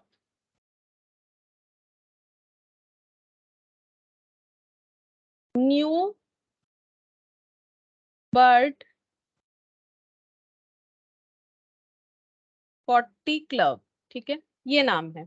अच्छा, बनाना क्या है, income and expenditure account for the year ended 31st March 2020। ये इस तरह से फॉर्मेट बनेगा। पहला फॉर्मेट हम दिखा दे रहे हैं, इसके बाद से थोड़ा रफली करेंगे, लेकिन तुम लोग जब कभी भी करोगे तो तुम लोग प्रॉपर फॉर्मेट के साथ ही करना। हम अगर सारा चीज फॉर्मेट के साथ प्रॉपरली करेंगे तो मुझे टाइम लगेगा, तो एक क्वेश्चन हम जैसे करते हैं फॉर्मेट के साथ ही प्रॉपरली बता देंगे। ये हो गया डेबिट साइड क्रेडिट साइड, ठीक है। एक्सपेंडिचर अमाउंट का 2 कॉलम कर लिया, इनकम अमाउंट का 2 कॉलम कर लिया, ठीक है। ये इनर कॉलम एडजस्टमेंट और वो आउटर कॉलम हो जाएगा। अच्छा, अब हमें क्या करना है, यहाँ पर हमें कुछ इंफॉर्मेशन भी दिया हुआ है। Outstanding subscription for the year 31st March 2020 55,000, outstanding salary wages 40,000 for the year ended 31st March 2020, depreciation sports equipment में 25% लगाना है, कैपिटलाइज्ड करना है एंट्रांस फीस। अब देखो बता दिया है, नॉर्मली एंट्रांस फीस क्या करना पड़ेगा, ये देखो मैंने यहाँ नोट डाउन करवाया ना, एंट्रांस फीस को करना क्या है, ये हटाते हैं समझ में आएगा। एंट्रांस फीस कहाँ लिखा था मैंने, ये देखो ये रहा। एंट्रांस फीस को नॉर्मली क्या करना है, अगर कैपिटल रिसिप्ट बताया गया है तो बैलेंस शीट में दिखाओ, रेवेन्यू रिसिप्ट है तो इनकम एक्सपेंडिचर में दिखाओ। अब देखो क्वेश्चन कैसे हमें बताता है, बोल रहे कि 50% कैपिटलाइज्ड करो, तो 50% बैलेंस शीट में जाएगा, तो बाकी 50% कहाँ जाएगा, इनकम एक्सपेंडिचर में। मतलब 50% कैपिटलाइज्ड करो, 50% इनकम एक्सपेंडिचर में दिखाओ। तो अच्छा है, क्वेश्चन अगर जैसा बोलेगा देन फॉलो द क्वेश्चन। तो एंट्रांस फीस को कैसे ट्रीट करना है, इसका हमारा सोल्यूशन हो गया। यहाँ पर दूसरा बोला है कि अगर स्पोर्ट्स इक्विपमेंट दिया हुआ होगा, पढ़ लेंगे ऊपर, उस पे 25% जो है डिप्रिसिएशन लगाना पड़ेगा, तो ठीक है डिप्रिसिएशन लगा देंगे 25%। आउटस्टैंडिंग सैलरी वेजेस जो है, ये हम लोग का 31st March 2020 का सैलरी और वेजेस आउटस्टैंडिंग रखा गया है, तो अभी तो हम लोग 31st March का ही बना रहे हैं, तो ये आउटस्टैंडिंग बोल के हमें दिखाना पड़ेगा अपने इनकम एक्सपेंडिचर अकाउंट में। और सब्सक्रिप्शन आउटस्टैंडिंग बोल रहा है 55,000, तो ये भी हमें दिखाना पड़ेगा क्योंकि ये ड्यूरिंग द ईयर का है, ठीक है, ड्यूरिंग द ईयर का है। अच्छा, अब हम लोग को पता चल गया कि हमारे 4 एडजस्टमेंट है, ठीक है। एक तो ये इंफॉर्मेशन है कि 50% कैपिटलाइज्ड कर लेना, 50% बैलेंस शीट में दिखा देना, जबकि हमें बैलेंस शीट प्रिपेयर करने नहीं बोला है, डेप्रिसिएशन लगाने के लिए बोला है।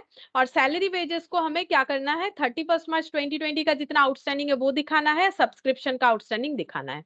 अच्छा, तो 4 एडजस्टमेंट हो गए। अब हम लोग क्या करेंगे, पढ़ना स्टार्ट करते हैं। देखो हमारे पास क्या क्या डिटेल्स अवेलेबल है। तो सबसे पहले यहाँ पर दिया गया है, receipt payment account cash book के तरह होता है। ये स्टार्ट होता है ओपनिंग कैश और बैंक बैलेंस से, या कैश एंड बैंक बैलेंस से। तो यहाँ पर कैश है कि बैंक कुछ बोला नहीं है, ये जो दिख रहा है ये है ओपनिंग कैश बैलेंस या बैंक बैलेंस, कुछ भी होगा, बोला तो नहीं है स्पेसिफिकली। अब देखो यहाँ पर बोल रहा है सब्सक्रिप्शन, मतलब सब्सक्रिप्शन यानी चंदा, चंदा से इनकम कितना हुआ है, 18-19 का रिसिप्ट हुआ है 65,000, 19-20 का रिसिप्ट हुआ है 3,55,000। अब हम लोग कब का अकाउंट बना रहे हैं, हम लोग 19-20 का बना रहे हैं, तो 18-19 से ना हमारा कोई लेना देना नहीं है, हम लोग नहीं लिखेंगे। क्यों, हम लोग बना रहे हैं इनकम एक्सपेंडिचर। इनकम एक्सपेंडिचर में हमें सिर्फ ड्यूरिंग द ईयर का लिखना है, ना तो पास्ट ईयर का लिखना है जैसे कि ये पास्ट है, ना तो प्रेजेंट का लिखेंगे, मतलब ना तो 2021 का कोई डेटा को इंक्लूड करेंगे। हमें क्या करना है, सिर्फ और सिर्फ करंट ईयर का डिटेल्स लिखना है। तो कैश तो बैलेंस शीट में जाता है, ये तो इनकम एक्सपेंडिचर में नहीं आएगा। सब्सक्रिप्शन इनकम एक्सपेंडिचर में आएगा, डोनेशन भी इनकम एक्सपेंडिचर में आ जाएगा, ठीक है। डोनेशन के लिए हमें क्या बोला गया था कि अगर कुछ नहीं बोलेगा तो हम लोग उसे स्पेसिफिक डोनेशन तो नहीं है, देख लो डोनेशन के आगे नाम कहाँ लिखा हुआ है कि फॉर दिस पर्पस डोनेशन, जैसे कि fund building donation, building fund donation, prize donation fund, ऐसा कुछ नहीं बोला है, सिर्फ डोनेशन बोल रखा है। इसका मतलब ये क्या है, ये रेवेन्यू इनकम होगा, ठीक है। ये देखो हम दिखा देते हैं, डोनेशन के बारे में मैंने इसलिए लिखवा दिया था, डोनेशन को कैसे ट्रीट करना है। डोनेशन स्पेसिफिक है तो बैलेंस शीट में दिखाओ, जनरल है तो इनकम एक्सपेंडिचर में। अब कैसे पता चलेगा स्पेसिफिक है कि जनरल है, कुछ नाम नहीं है ना इसके आगे, तो जनरल है। डोनेशन के आगे कुछ नाम रहता कि हाँ भाई इस पर्पस के लिए डोनेशन है, तब वो होता हमारा स्पेसिफिक। तो ये जनरल डोनेशन है तो ये इनकम एक्सपेंडिचर में जाएगा।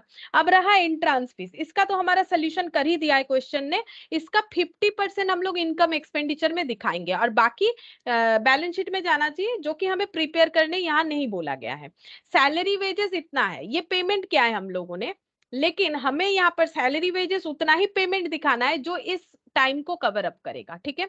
ऑफिस एक्सपेंसेस, स्पोर्ट्स इक्विपमेंट, तो ये तो एसेट है, ये तो बैलेंस शीट में जाता है। स्पोर्ट्स ये सब इनकम एक्सपेंडिचर में आएगा, लेकिन कितना अमाउंट आएगा वो हमें देख लेना पड़ेगा according to the adjustment. Sports equipment एक एसेट है, तो एसेट कहां पर जाता है, बैलेंस शीट में जाता है, तो फिर इसका अगर कोई डेप्रिसिएशन है जब जो कि है वो हमारे इनकम एक्सपेंडिचर में आएगा। टेलीफोन चार्जेस इनकम एक्सपेंडिचर में आएगा, क्योंकि डे टू डे का खर्चा है, रेवेन्यू खर्चा, इलेक्ट्रिसिटी रेवेन्यू खर्चा है, ये हमारे इनकम एक्सपेंडिचर में आएगा। ट्रैवलिंग एंड कन्वीनियंस, जैसे हम लोग के ऑर्गेनाइजेशंस के लोग ट्रैवल वगैरह करते हैं जरूरत पे, क्लब के लोग, तो ट्रैवलिंग और कन्वीनियंस चार्जेस जो है ये भी हमारा इनकम एक्सपेंडिचर का पार्ट होगा, ठीक है। तो पहले ये सारे चीजों को हमें क्या करना है, लिख लेना है, जैसे जैसे हम लोगों ने अभी आइडेंटिफाई किया, ठीक है। तो अभी यहाँ पर लिख लेते हैं, उसके बाद नेक्स्ट पॉइंट देखते हैं। तो हम लोग सबसे पहले स्टार्ट करते हैं इनकम साइड से लिखना, या एक्सपेंस कहीं से भी स्टार्ट कर सकते हो, कोई इशू नहीं है, ठीक है। तो हम पहले इधर से ही स्टार्ट करते हैं। सबसे पहला इनकम है ये वाला, इधर का स्टार्ट करते हैं, सब्सक्रिप्शन। तो यहाँ पर मैंने लिख दिया बाय सब्सक्रिप्शन, ठीक है। सब्सक्रिप्शन कितना दिखाया गया है यहाँ पर देखो, सब्सक्रिप्शन है यहाँ पर 3,55,000, ये हम लोग का करेंट ईयर का है, तो हम ये लिख लेते हैं 3,55,000।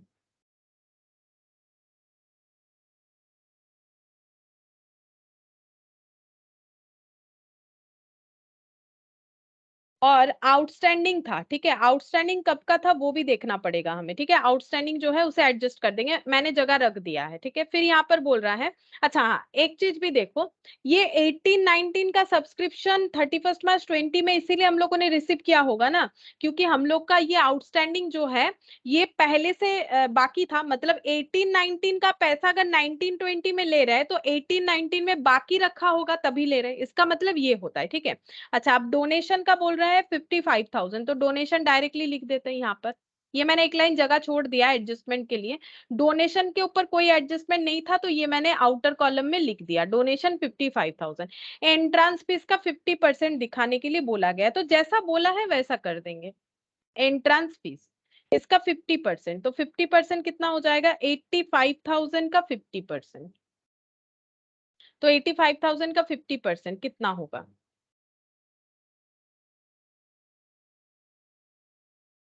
42,500, ठीक है। ये हो गया हम लोग का एंट्रांस फीस। अच्छा इधर एक्सपेंसेस का देख लो, सैलरी वेजेस, इसको भी इनर कॉलम में लिखेंगे क्योंकि हमें एडजस्टमेंट करना पड़ेगा। सैलरीज एंड वेजेस, तो हम लोगों ने इतना पे किया है 1,65,000, ठीक है। अच्छा फिर यहाँ पर बोल रहा है ऑफिस एक्सपेंसेस, इसका कोई एडजस्टमेंट नहीं था, तो ये डायरेक्टली लिख देंगे। ऑफिस एक्सपेंसेस 35,000, ठीक है। स्पोर्ट्स इक्विपमेंट इसका डेप्रिसिएशन जाएगा to depreciation on sports equipment, क्योंकि स्पोर्ट्स इक्विपमेंट खुद एसेट होता है, एसेट कभी इनकम एक्सपेंडिचर अकाउंट्स में नहीं आता है, ठीक है। तो डेप्रिसिएशन ऑन स्पोर्ट्स इक्विपमेंट, और इस पे कितना अमाउंट आ जाएगा, 3,42,000 है, और इस पे डेप्रिसिएशन कैलकुलेट कर लेंगे, ठीक है। नीचे देख लेते हैं कितना बोला है, अभी नीचे के पेज में जाएंगे तो हम लोग देख देख के बाकी जो इनकम्प्लीट है उसे कंप्लीट कर लेंगे। इसके बाद बोल रहा है टेलीफोन चार्जेस, इस पे भी कोई एडजस्टमेंट नहीं बोला था, डायरेक्टली लिखो टू टेलीफोन चार्जेस।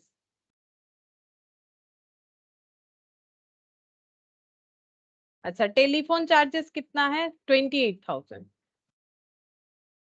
अच्छा इसके बाद बोल रहा है इलेक्ट्रिसिटी चार्जेस, इस पे भी कोई एडजस्टमेंट नहीं पड़ा हम लोगों ने, इसको भी डायरेक्टली लिखते हैं। Electricity charges 32,000। अच्छा और क्या बोला है, ट्रैवलिंग एंड कन्वीनियंस 65,000, इस पे भी कोई एडजस्टमेंट नहीं था, तो टू ट्रैवलिंग एंड कन्वीनियंस 65,000, इस पे भी कोई एडजस्टमेंट नहीं रहा हमारा, ठीक है। 65,000 हो गया, तो यहाँ से जो भी डेटा था हम लोगों ने लिख लिया, ठीक है। अब यहाँ पर देखते हैं, ये क्लोजिंग बैलेंस बोल रखा है, ये किस चीज का क्लोजिंग बैलेंस है, कैश का, ठीक है। क्योंकि रिसिप्ट पेमेंट एक कैश बुक है, कैश बुक का ओपनिंग और ये कैश बुक का क्लोजिंग। अब यहाँ क्या बोला है देखो, outstanding subscription for the year 31 March 2020 55,000, मतलब हम लोगों ने पैसा नहीं दिया है, पैसा बाकी रखा है, सॉरी हमारा इनकम जो है, हमारा सब्सक्रिप्शन जो पैसा हमें मिलना चाहिए था वो बाकी रखा है, ड्यूरिंग द ईयर का है, तो इसे हम लोग ऐड करके लिखेंगे आउटस्टैंडिंग सब्सक्रिप्शन। ठीक है, आउटस्टैंडिंग सब्सक्रिप्शन कितना हो जाएगा? 55,000। तो ये कितना हो जाएगा? टोटल कर लेते हैं। 4,10,000। ठीक है, तो हम लोगों ने ड्यूरिंग द ईयर का लिख दिया, और एक डेटा नहीं लिखा 18-19 का, क्योंकि वो इस साल से रिलेटेड है नहीं। फिर इसके बाद बोला है आउटस्टैंडिंग सैलरी वेजेस, जो कि इस साल का आउटस्टैंडिंग है 40,000, तो ऐड करेंगे आउटस्टैंडिंग सैलरी एंड वेजेस 40,000।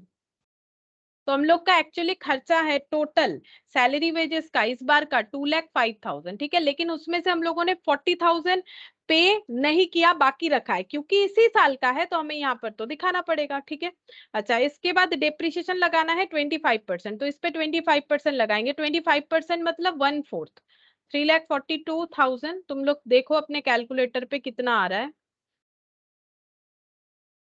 85,500।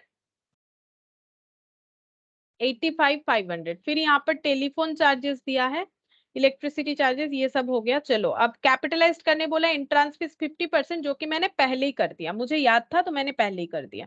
अच्छा, अब यहाँ पर कैलकुलेट करके देखते हैं, देखो कितना आ रहा है, एक्सेस आ रहा है या फिर डेफिसिट आ रहा है। तो इनका इनकम कितना है? 4,10,000 प्लस 55,000 प्लस 42,500, तो ये वैल्यू हो रहा है 5,07,500।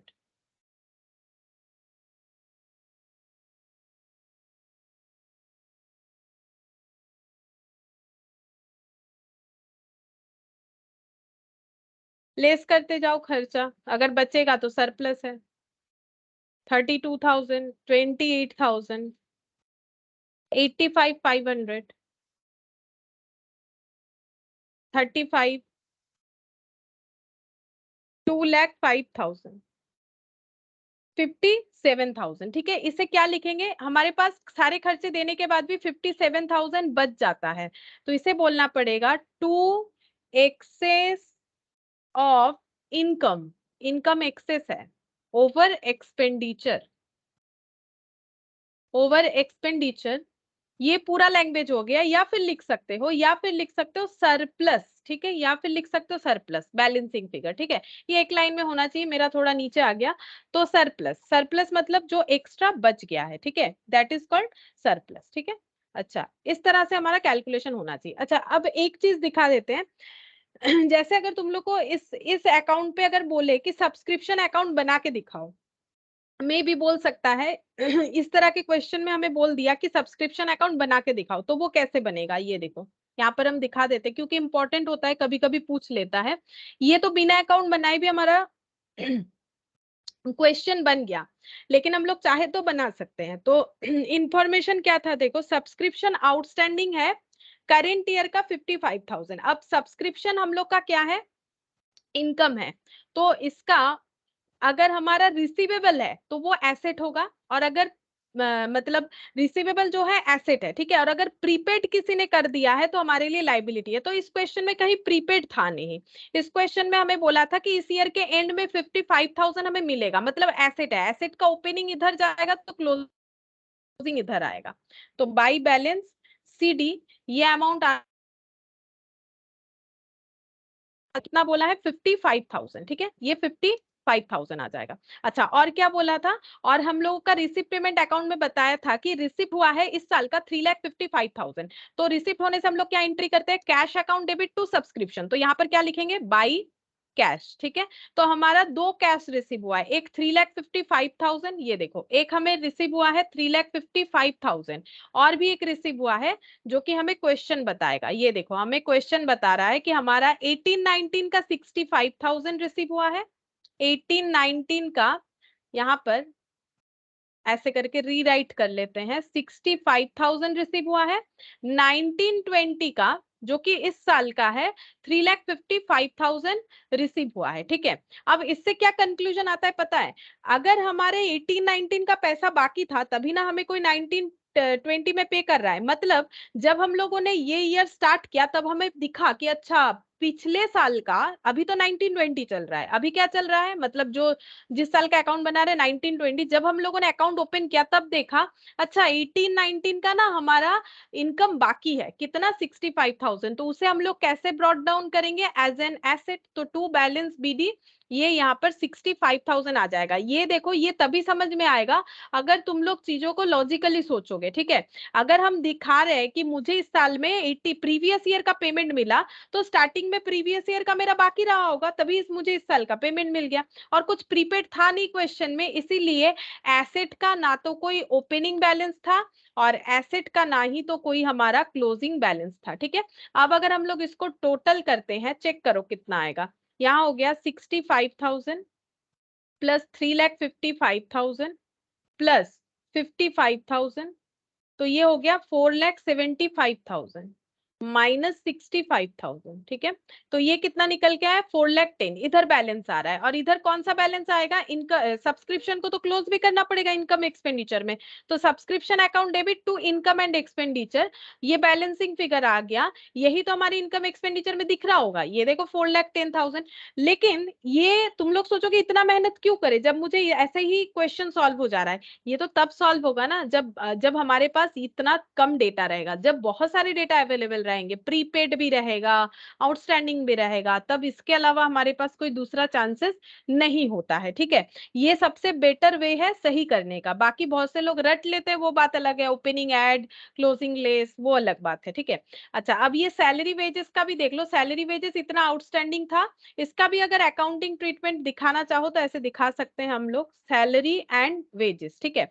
रिसिप्ट पेमेंट अकाउंट हमें बता रहा है कि हम लोगों ने सैलरी वेजेस का कितना पेमेंट किया है, सैलरी और वेजेस का हम लोगों ने पेमेंट किया है, क्वेश्चन में हमें दिखाया गया है 1,65,000, ठीक है।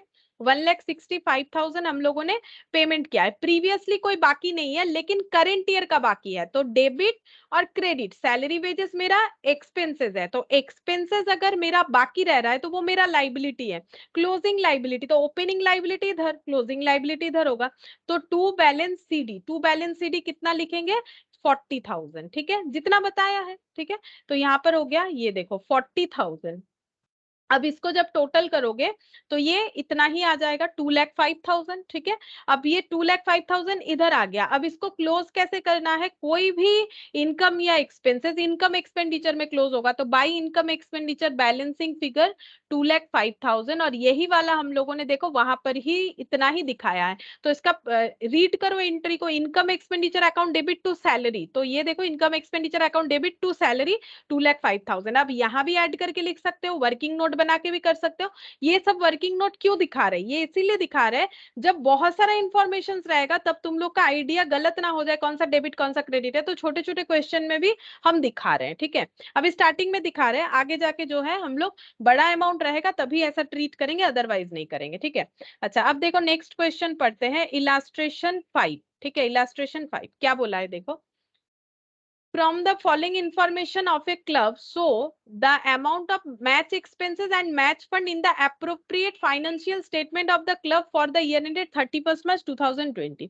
ये एक अच्छा क्वेश्चन दिया है जिससे हमें ये आइडिया हो जाएगा कि फंड को कैसे रिप्रेजेंट किया जाता है। बोल रहा है कि ये क्लब का इंफॉर्मेशन है, ठीक है, किस बात का, मैच का खर्चा, कुछ मैच ऑर्गेनाइज किया गया है, क्रिकेट हो फुटबॉल हो जो भी हो, तो यहाँ पर बोल रहा है मैच फंड जो है वो एप्रोप्रिएटली हम लोग फाइनेंशियल स्टेटमेंट में कैसे दिखाएंगे, तो क्या क्या मैच का डिटेल्स दिया गया है। मैच के डिटेल्स में हमें बता रहा है कि match expenses paid during the year ended 31st March 20 1,10,000, तो मैच के रिगार्डिंग जो खर्चा हुआ वो इस साल का 1,10,000 है। मैच फंड जब ईयर स्टार्ट हुआ तो इतने का था, ठीक है। अब अगर मेरे पास फंड में पैसा ही 30,000 था तो मैंने 1,10,000 कैसे खर्चा पे कर दिया होगा, आगे पढ़ो। Donation for match fund receiving during the year, अच्छा पहले तो मेरे पास था इतना फंड का पैसा और मुझे और भी इतना पैसा मिला, तो मेरे पास कितना पैसा बन गया 85,000, ठीक है। तो भी तो हम इतना पे नहीं कर सकते, कहां से पे किया होगा, फिर देखो क्या बोल रहा है, proceeds from the sale of match tickets, अच्छा तो ये जो मैच ऑर्गेनाइज किया गया है उसका टिकट बेचा गया। तो जैसे अगर तुम लोगों ने ध्यान से पूरा थ्योरी सुना होगा जो हम पढ़ के बता रहे थे, वहां पर मैंने बोला कि स्पेसिफिक फंड से किया गया इनकम और स्पेसिफिक फंड के लिए हुआ गया एक्सपेंसेस वो उसी फंड से ऐड या लेस होगा। तो ये देखो, ये इन्वेस्टमेंट नहीं किया इन्होंने, यहाँ पर क्या किया है, मैच जो किया है, मैच जो ऑर्गेनाइज हुआ है वहां पर टिकट बेचा गया, टिकट बेच के 20,000 का अर्निंग किया गया, ठीक है। तो इसका मतलब देखो, फंड था 30,000 का मैच का फंड, फिर 55,000 डोनेशन करके मिल गया और मैच ऑर्गेनाइजेशन किया गया है और टिकट बेच के 20,000 रुपए आ गए, ठीक है। तो टोटल ये किस पर्पस के लिए बेचा गया, मैच के लिए बेचा गया, तो ये भी मैच फंड में ही हमारा एडजस्ट होना चाहिए। तो इसका मतलब हम लोग के पास 30 था, 55 आया और भी 20, मतलब 50 और यहाँ पर 50, 1,05,000, 1,05,000 जो है हमारे पास जो है मैच एक्सपेंस पे करने के लिए अवेलेबल है। लेकिन हम लोगों ने पे कितना किया होगा, हम लोगों ने पे किया है, दिख रहा है 1,10,000, मतलब हम लोगों ने और भी 5,000 एक्सेस पे किया। फिर कहाँ से किया होगा, अब ये सरप्लस से किया होगा, ठीक है, क्योंकि हमारा फंड खाली हो जाएगा, क्योंकि फंड में तो जितना बन रहा है वो 1,05,000 है, खर्चा हम लोगों ने 1,10,000 कर डाला है, तो ये कहाँ से पे करेंगे, सरप्लस से पे करेंगे, मतलब जो सरप्लस फंड होगा एनपीओ के पास वहां से पे किया जाएगा। हमें करने क्या बोला है, हमें बोला है इसका बैलेंस शीट रिप्रेजेंटेशन करने के लिए, ये देखो बोला है ना फाइनेंशियल स्टेटमेंट का रिप्रेजेंटेशन। अब ये समझ लो कि फाइनेंशियल स्टेटमेंट में क्या आता है, ट्रेडिंग पीएल बैलेंस शीट, यहाँ पर पीएल के जगह इनकम एक्सपेंडिचर। अब ये आइटम कहाँ पर जाने वाला है, बैलेंस शीट में, क्यों, क्योंकि ये कैसा फंड है, ये स्पेसिफिक फंड है, इसीलिए बैलेंस शीट बनेगा। हमें नाम नहीं बोला है क्या बनाना है, खुद से समझना पड़ेगा कि इनकम एक्सपेंडिचर बनाओगे कि बैलेंस शीट बनाओगे, तो बैलेंस शीट बनाओगे, ठीक है। तो ये देखो कैसे होगा, illustration 5, balance sheet as at 31 March 2020, ठीक है। अब इसमें ना हमारे पास एसेट का कोई डिटेल्स नहीं है, तो इसको तुम लोग ब्रैकेट में लिख सकते हो एक्सट्रैक्ट, ठीक है। एक्सट्रैक्ट का मतलब होता है कुछ पॉइंट को लेके हम लोग बैलेंस शीट बना रहे, सारे पॉइंट को लेके नहीं बना रहे, क्यों, क्योंकि एसेट का तो इंफॉर्मेशन है ही नहीं हमारे पास, एसेट का इंफॉर्मेशन हमारे पास मिसिंग है, तो नहीं बना सकते, पूरा तो नहीं बनेगा, एक्सट्रैक्ट फॉर्मेट भले ही बन जाए, ठीक है।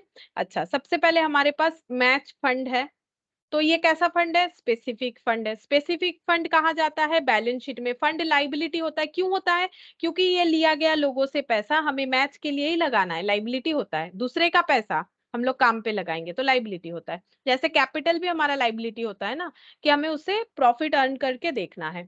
तो मैच फंड, सॉरी 30,000, मैंने ये गलत लिख दिया बोलते बोलते, मैच फंड में जाएगा हम लोग का 30,000, तो फंड में हमारे पास 30,000 था, फिर हमें और भी डोनेशन मिला, उसी फंड के लिए डोनेशन मिला, donation for match fund, donation for match fund कितना है, यहाँ पर बोल रहा है 55,000, ठीक है। फिर यहाँ पर ऐड करेंगे प्रोसीड्स, मतलब इनकम हुआ है इस फंड के regarding, proceeds from sale of ticket. तो सेल ऑफ टिकट जो है ये तो नॉर्मली इनकम एक्सपेंडिचर में जाता है ना, ये तो नॉर्मल इनकम हो गया, लेकिन अगर फंड से रिलेटेड इनकम है तो फंड में ही जाना चाहिए, ठीक है। तो यहाँ पर हो जाएगा 20,000, इसी इसी रिप्रेजेंटेशन के लिए क्वेश्चन बनाया गया है। फिर यहाँ से लेस करेंगे मैच एक्सपेंस, ठीक है, मैच एक्सपेंस 1,00,000, कितना एक्सपेंस कर सकते, 1,10,000 नहीं कर पाएंगे हम लोग को, 1,05,000 करना ही अलाउड होगा, ठीक है। ये देखो क्यों 1,05,000 अलाउड होगा, 30,000 था, अभी मैंने दिखाया भी तुम लोग को, 55,000 डोनेशन मिला और 20,000 टिकट बेच बाच के मिल गया, 1,05,000 यहाँ से 1,05,000 ही पे कर पाएंगे और फंड मेरा नील हो जाएगा, खत्म, ठीक है, फंड में मेरा कुछ भी नहीं बचेगा। अब इसका एक नोट देना जरूरी है, ठीक है, इस पे एक नोट दे देंगे, क्योंकि खर्चा इतना नहीं इससे ज्यादा हुआ है, तो नोट हमें क्या देना पड़ेगा यहाँ पर, since expenses incurred more than, हम ऐसे साइन दे दिए, तुम लोग लैंग्वेज में लिख दो, more than match fund available, क्योंकि अवेलेबल तो 1,05,000 है, available rupees 1,05,000, we are limiting the expense to 1,05,000 and remaining expense of 5,000 मतलब 1,10,000 minus 1,05,000 will be, ये कहां से पे करेंगे, will be debited from, will be debited to, ठीक है, इससे डेबिट कहाँ करेंगे, ये खर्चा डेबिट किया जाएगा, टू होगा ना, फ्रॉम नहीं होगा, debited to income and expenditure account. मतलब 5,000 का इनकम एक्सपेंडिचर अकाउंट में टू मैच एक्सपेंसेस बोल के हमें शो करना पड़ेगा, ठीक है। तो ऐसे क्वेश्चन में ये नोट नहीं देने पे क्वेश्चन हमारा पूरा नहीं बनता है, ठीक है। ये क्वेश्चन इसीलिए बना है, भले ही देखने में छोटा सा क्वेश्चन हो लेकिन काफी इंपॉर्टेंट है, ठीक है। क्यों, क्योंकि इसमें गलती क्या हो जाएगा, हम लोग यहाँ पर क्या ट्रीट करें समझ में नहीं आएगा, और अगर कर भी देते हैं तो ये नोट नहीं देंगे, तो नोट देना जरूरी है, ठीक है, और ये एक्सट्रैक्ट लिखना भी जरूरी है, बिकॉज इधर में हमारे पास कुछ अवेलेबिलिटी नहीं है। तो क्वेश्चन का प्रॉपर आंसर इस तरह से होगा। अच्छा, नेक्स्ट देखो यहाँ पर क्या बोला है, क्वेश्चन नंबर 6, यहाँ पर क्या बोल रहा है, during the year ended 31st March 20 the subscription received by Jaipur Literary Society were 4,50,000, ठीक है। सब्सक्रिप्शन रिसीव्ड मतलब कैश टू सब्सक्रिप्शन या bank to subscription, the subscription include 20,000 received for the year ended 31st March 2019, लेकिन इसमें बोल रहा है 20,000 received जो है वो 19 का है, 31st March 19। अब देखो ये पढ़ोगे ना समझ में आएगा कि अकाउंट बनाने आना कितना जरूरी है, बिना अकाउंट बनाए इस तरह के क्वेश्चन को सॉल्व भी नहीं कर सकते हैं। On 31st March 2020 subscription due but not received were 15,000। अब ये तो हम लगातार ऐसे पढ़ेंगे तो तुम लोग को कुछ भी नहीं समझ में आएगा, हम एक काम करते हैं इसके साथ जो है टाइमलाइन बना लेते हैं तो तुम लोग को समझ में आ जाएगा। इलस्ट्रेशन 6, तो टाइमलाइन बना के क्वेश्चन सॉल्व करेंगे। यहाँ पर बोला है during the year ended 31st March 2020, मतलब ये जो है ये साल का एंड है 31st March 2020, तो स्टार्टिंग होगा 1 April 2019। बोला क्या है देखो, सब्सक्रिप्शन रिसिप्ट जो हुआ है वो है 4,50,000, तो यहाँ पर लिखते हैं, ऐसे बना देते हैं हम, ठीक है। यहाँ पर लिखेंगे रिसिप्ट, रिसिप्ट कितना है 4,50,000, पूरे साल भर में इतना पैसा रिसीव हुआ है, लेकिन पता तो करना पड़ेगा ना, क्या ये कहीं पहले वाला पैसा आज रिसीव तो नहीं हुआ है, या फ्यूचर का कोई प्रीपेड तो नहीं हुआ है, रिसिप्ट बता दिया है, अब कैश मिला है, लेकिन कैश कौन से टाइम पीरियड का मिला है वो अभी आगे पढ़ोगे तो पता चलेगा। This subscription includes 20,000 receipt for the year ended 31st March 2019, इसमें से इसके अंदर 20,000 ऐसा है, 20,000 रिसिप्ट इतना अमाउंट है जो कि 31st March 2019 का था, मतलब यहाँ का, ठीक है, यहाँ का था 31st March 2019, मतलब प्रीवियस ईयर का पैसा यहाँ पे मिला। ये कब का पैसा है, इसका मतलब ये 18-19 का पैसा है जो 19-20 में मिला है, तो पढ़ के समझना पड़ेगा, कोई बताएगा नहीं, ठीक है। On 31st March 2020 subscription due but not receive 15,000, 31st March 2020, ठीक है, मतलब इस साल में सब्सक्रिप्शन ड्यू मतलब पैसा मिलना चाहिए हमें, बट नॉट रिसीव, बट नहीं मिला, मतलब आउटस्टैंडिंग, यहाँ पर कितना 15,000 आउटस्टैंडिंग, एंड में 15,000 हुआ है during the year. Advance subscription received for the year ending 31st March 2020 but pertaining to the year 2021 amounting to 26,000। Advance, तो एडवांस कब का होगा, अगर 1920 का 1920 में कुछ अमाउंट हम लोग एडवांस बोल रहे हैं तो वो कब से रिलेटेड हो सकता है, उसके बाद वाले पीरियड का, मतलब 2021 का, वही क्वेश्चन में बता दिया है 2021 का 26,000 हम लोगों ने अभी रिसीव कर लिया है, ये कब का है, इस पीरियड का है, कब रिसीव किया, इस पीरियड में किया, तभी तो कहा जा रहा है कि एडवांस है। Subscription received in advance for the year ending 31st March 2019 include 18,000 pertaining to year 1920। बोल रहा है कि सब्सक्रिप्शन जो रिसीव्ड हुआ है एडवांस में 31st March 2019 के एंड में, मतलब प्रीवियस ईयर में जब हम लोगों ने एडवांस लिया था, प्रीवियस ईयर में जो हम लोगों ने एडवांस लिया था वो कितना है प्रीवियस ईयर का जो हम लोगों ने एडवांस लिया था वो है 18,000।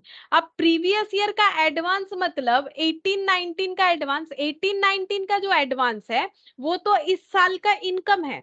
18-19 में अगर हम लोगों ने कोई एडवांस लिया था वो एडवांस इसीलिए कहला रहा था क्योंकि वो 19-20 का इनकम था, ठीक है। तो इसका मतलब ये हम लोगों ने एडवांस लिया तो ये हम लोग का क्या हो जाएगा, लाइबिलिटी, ठीक है। अच्छा अब देखो यहाँ पर क्या बोल रहा है, what amount should be credited to income expenditure account, कौन सा अमाउंट इनकम एक्सपेंडिचर में क्रेडिट होना चाहिए। और यहाँ पर बोल रहा है credited income expenditure account for the year ended 31st March 2020 as income from subscription, so the subscription account in the books of society। तो हमें यहाँ क्लियरली बता दिया है भाई अकाउंट बना के ही दिखाओ, ठीक है। तो यहाँ पर लिखते हैं in the books of Jaipur Literary society, ठीक है। ये सब नाम का स्पेलिंग अगर कभी कभी लिखते लिखते मेरे से गलत हो जाए तो तुम लोग अपना ठीक कर लो, ठीक है। Subscription account, subscription account for the year ended 31st मार्च 2020, ठीक है। तो कोई भी इस तरह का अकाउंट हम लोग कैसे बनाते हैं, हम लोग ऐसे डेबिट क्रेडिट फॉर्मेट बना लेते हैं। डेबिट ये बन गया क्रेडिट, ये हो गया अमाउंट, यहाँ भी अमाउंट, पर्टिकुलर्स, पर्टिकुलर्स, ठीक है। अच्छा अब हमें कैसे नोट डाउन करना है, देखो सिंपल सा तरीका है। क्या करेंगे हम लोग, पहले यहाँ पर देखेंगे कि हम लोगों को कितना पैसा रिसीव हुआ, जो रिसीव हुआ उसका एंट्री क्या होगा, cash account debit to subscription. तो हम लोग यहाँ पर सबसे पहले लिखेंगे बाई कैश या बैंक, जो लिखना चाहो, ठीक है। बाई कैश लिख लो या बैंक लिख लो, एक ही बात है, क्योंकि कुछ बोला तो नहीं है कि किस तरह किस मोड में आया है। अगर बोलेगा चेक वगैरह तब तो बैंक लिखना ही पड़ेगा। अच्छा अब यहाँ पर एंड में देखो, एंड में हमारा एक आउटस्टैंडिंग है, एक एडवांस है क्या अकाउंट, सब्सक्रिप्शन। अगर सब्सक्रिप्शन हमारा इनकम है तो इसका आउटस्टैंडिंग हमारा एसेट है और एडवांस हमारा लाइबिलिटी है। ये कौन सा है, ये क्लोजिंग डेट का है। तो क्लोजिंग डेट का एसेट कहाँ जाएगा, ओपनिंग का एसेट इधर होगा तो क्लोजिंग डेट का एसेट इधर होगा, बाई बैलेंस सीडी, ठीक है। ये क्लोजिंग डेट का एसेट होगा, ये हो गया क्लोजिंग एसेट। ये मैंने समझने के लिए लिखा है, तुम लोग सिर्फ बाई बैलेंस सीडी लिखोगे तो ही होगा। तो 15,000 यहाँ पर लिखो। और क्लोजिंग लाइबिलिटी टू साइड है तो टू साइड लिखेंगे, ओपनिंग इधर जाता है तो क्लोजिंग इधर आएगा। टू बैलेंस सीडी ये हो गया क्लोजिंग लाइबिलिटी, प्रीपेड किया है इनकम, ठीक है। तो ये हो जाएगा हम लोग का 26,000। तो बहुत से लोगों को ऐसा लगता है कि आउटस्टैंडिंग मतलब हमेशा लाइबिलिटी, एडवांस मतलब एसेट, ऐसा नहीं होता है, ठीक है। हमारा अगर ये नेचर इनकम का है तो इनकम अगर एडवांस में कर रखा है तो लाइबिलिटी, ऐसा थोड़ी कि प्रीपेड मतलब ही हमेशा एसेट होगा, ऐसा नहीं होता है, ठीक है। ये पुट कर दिया। अब ये दोनों इंफॉर्मेशन क्या बता रहे थे, जब ईयर स्टार्ट हुआ तब हमें दिखा एक एडवांस बैलेंस और एक देखा आउटस्टैंडिंग बैलेंस। तो एडवांस जो है ये हम लोग का लाइबिलिटी है क्योंकि ये इनकम है, मतलब सब्सक्रिप्शन अकाउंट है, और ये जो है ये हम लोग का एसेट है, ठीक है। आउटस्टैंडिंग मतलब 18-19 का पैसा हमें मिलना चाहिए था। तब जब हम लोगों ने अकाउंट ओपन किया तब हम लोगों ने ये भी नोट डाउन किया होगा, अच्छा मुझे तो प्रीवियस ईयर का भी पैसा मिलने वाला है। तो ये हो गया ओपनिंग एसेट, प्रीवियस ईयर का कितना पैसा मिलने वाला है, 20,000, ठीक है। अच्छा और प्रीवियस ईयर में मैंने एडवांस लिया था 18,000 तो वो मेरा लाइबिलिटी था, तो बाई साइड में आएगा by balance BD, opening liability, ये कितना हो जाएगा 18,000। अब मुझे क्या दिखाना है कि इनकम एक्सपेंडिचर अकाउंट में इसका मतलब कितना जाएगा। तो इनकम एक्सपेंडिचर क्या होता है, entry subscription account debit to, क्योंकि इनकम एक्सपेंडिचर में बाई साइड में जाता है तो हमेशा बैलेंस इधर ही आएगा, अगर इधर नहीं आ रहा है तो कंफर्म गलत हुआ है, ठीक है। इनकम एंड एक्सपेंडिचर कितना आ रहा है बैलेंस, चेक करते हैं। 18,000 प्लस 4,50,000 प्लस 15,000, तो ये हो गया 4,83,000, ठीक है। माइनस 20,000 माइनस 26,000, तो ये आ रहा है 4,37,000। तो 4,80,000 3,000 ये इनकम एक्सपेंडिचर में आ गया।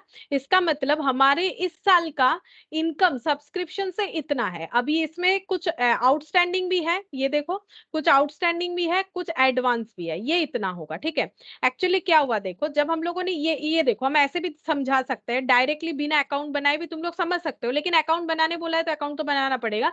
लेकिन इसका लॉजिक देखो, हम लोगों को 4,50,000 पैसा मिला है। ठीक है, अब इसमें से प्रीवियस ईयर का हम लोगों को 20,000 मिलना चाहिए था। ठीक है, ये प्रीवियस ईयर वाला है, और ये 18,000 जो है ये एडवांस लिया गया था। ठीक है, ये प्रीवियस ईयर का एडवांस था। तो जो ये इनकम जो है ये तो इस साल का इनकम में ऐड हो जाएगा। सोच के देखो, ये इनकम जो है ये तो इस साल के इनकम में ऐड हो जाएगा। इसका मतलब जब इस साल का हम लोग 4,37,000 काउंट कर रहे हैं कि हमें पैसा मिलना चाहिए, तो इसमें हम लोगों ने ये 18,000 ऑलरेडी एडेड कर रखा होगा। सोच के देखो, क्यों? क्योंकि हम लोगों ने 4,37,000 जो यहाँ पर इनकम रिसीवेबल दिखाया है, तो अगर मैंने एडवांस लिया था सब्सक्रिप्शन, तो 18,000 तो मैंने पहले ही ले लिया है। ठीक है, और ये 20,000 जो है ये यहाँ से लेस हो जाना चाहिए। क्यों लेस होना चाहिए? मतलब ये लॉजिक सोचो, मुझे अगर ये निकालना है कि मेरा इस साल का अर्निंग कितना है, तो हम कैसे निकालेंगे? मुझे 4,50,000 मिला, तो क्या ये मेरे इस साल का अर्निंग है? नहीं, मेरे इस साल का अर्निंग नहीं है, क्योंकि इसमें ये पैसा जुड़ा हुआ है। ठीक है, क्योंकि क्वेश्चन हमें बता रहा है कि इसमें 20,000 जुड़ा हुआ है पिछले साल का। ये देखो क्वेश्चन हमें क्या बताया है, यहाँ पर बताया subscription 20,000 receive for the year 31 March 2019, previous year का इस साल का मिला है। तो 4,50,000 में 20,000 मेरा इस साल का इनकम नहीं है, तो इस साल का इनकम कितना निकल के आया? 4,30,000। ठीक है, अच्छा ये मेरा कैश दिख रहा है, तो अगर मैंने प्रीवियसली 18,000 ले रखा है इस साल का, तो इस साल मुझे 18,000 नहीं मिलेगा, मतलब इस साल कैश रिसीव नहीं हुआ होगा। जब मैंने प्रीवियसली 18,000 एडवांस रिसीव किया है तभी मैंने कैश का एंट्री डाल दिया है, लेकिन मुझे अगर इस साल का इनकम दिखाना है तो मुझे यहाँ पर 18,000 ऐड करके दिखाना होगा कि मेरा अर्निंग जो है वो कितना है, वो है 4,30,000 प्लस यहाँ पर 18,000। ठीक है, तो ये कितना हो जाएगा? 4,48,000। ये हम समझा रहे हैं कि अकाउंट हमें कैसे रीड करना चाहिए। अच्छा, फिर नेक्स्ट देखो, यहाँ पर बोल रहा है मेरा लाइबिलिटी 26,000 है, मतलब मुझे 26,000 मिलना चाहिए लेकिन नहीं मिला है, तो हम यहाँ पर क्या करेंगे? 26,000 ऐड करके दिखाएंगे कि मुझे 26,000 मिलना चाहिए। इस पे ऐड कर लो 26,000, कितना आ गया? 4,74,000। और ये जो मैंने एडवांस ले रखा है ये मुझे अभी नहीं लेना चाहिए था। ठीक है, तो ये मेरा अभी का इनकम नहीं है, तो ये मेरा लेस होना चाहिए, तो 15,000 इसमें से लेस कर दो। ये देखो 15,000 इसमें से लेस कर दो, आ गया 4,50,000। अच्छा, ये 4,59,000 आ गया, 4,37,000 होना चाहिए। कुछ तो गलत कर दिया होगा मैंने कैलकुलेशन, ये तो मैंने कुछ गलत कर दिया होगा कैलकुलेशन। ये देखो यहाँ पर 4,50,000 में, मतलब जैसे देखो ये क्या होगा, कुछ ना कुछ मैंने गलत कैलकुलेशन कर दिया होगा। हम लोग क्या क्या कर सकते हैं इसमें एडजस्टमेंट? 4,50,000 जो मैंने इस बार का इनकम किया है उसमें मुझे 18,000 ऐड कर देना चाहिए। नॉर्मल सा बात है, इधर ऐड भी हो रहा है, देख सकते हो। क्यों क्यों ऐड हो जाएगा? क्योंकि ये मैंने प्रीवियस ईयर का इनकम, प्रीवियस ईयर में मैंने 18,000 रिसीव किया था इस साल का इनकम, तो मेरा इस साल का इनकम में क्या क्या आएगा? इस साल के इनकम में मेरा 18,000 आएगा जो मैंने पहले से ले रखा था।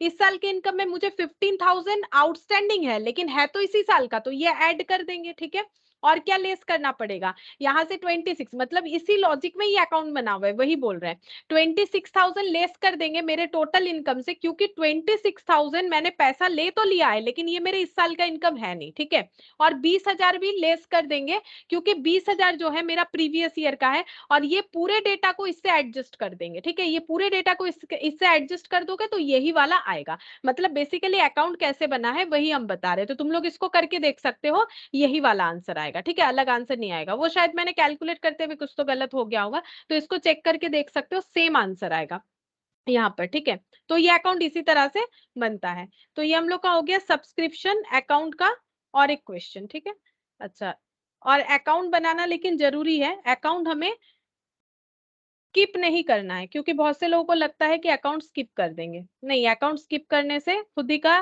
प्रॉब्लम होगा। ठीक है, अच्छा, यहाँ पर इलास्ट्रेशन 7 एक छोटा सा फिर से सब्सक्रिप्शन अकाउंट है, तो ये हम बना के दिखा देते हैं, यही वाला लास्ट करेंगे हम लोग। ठीक है,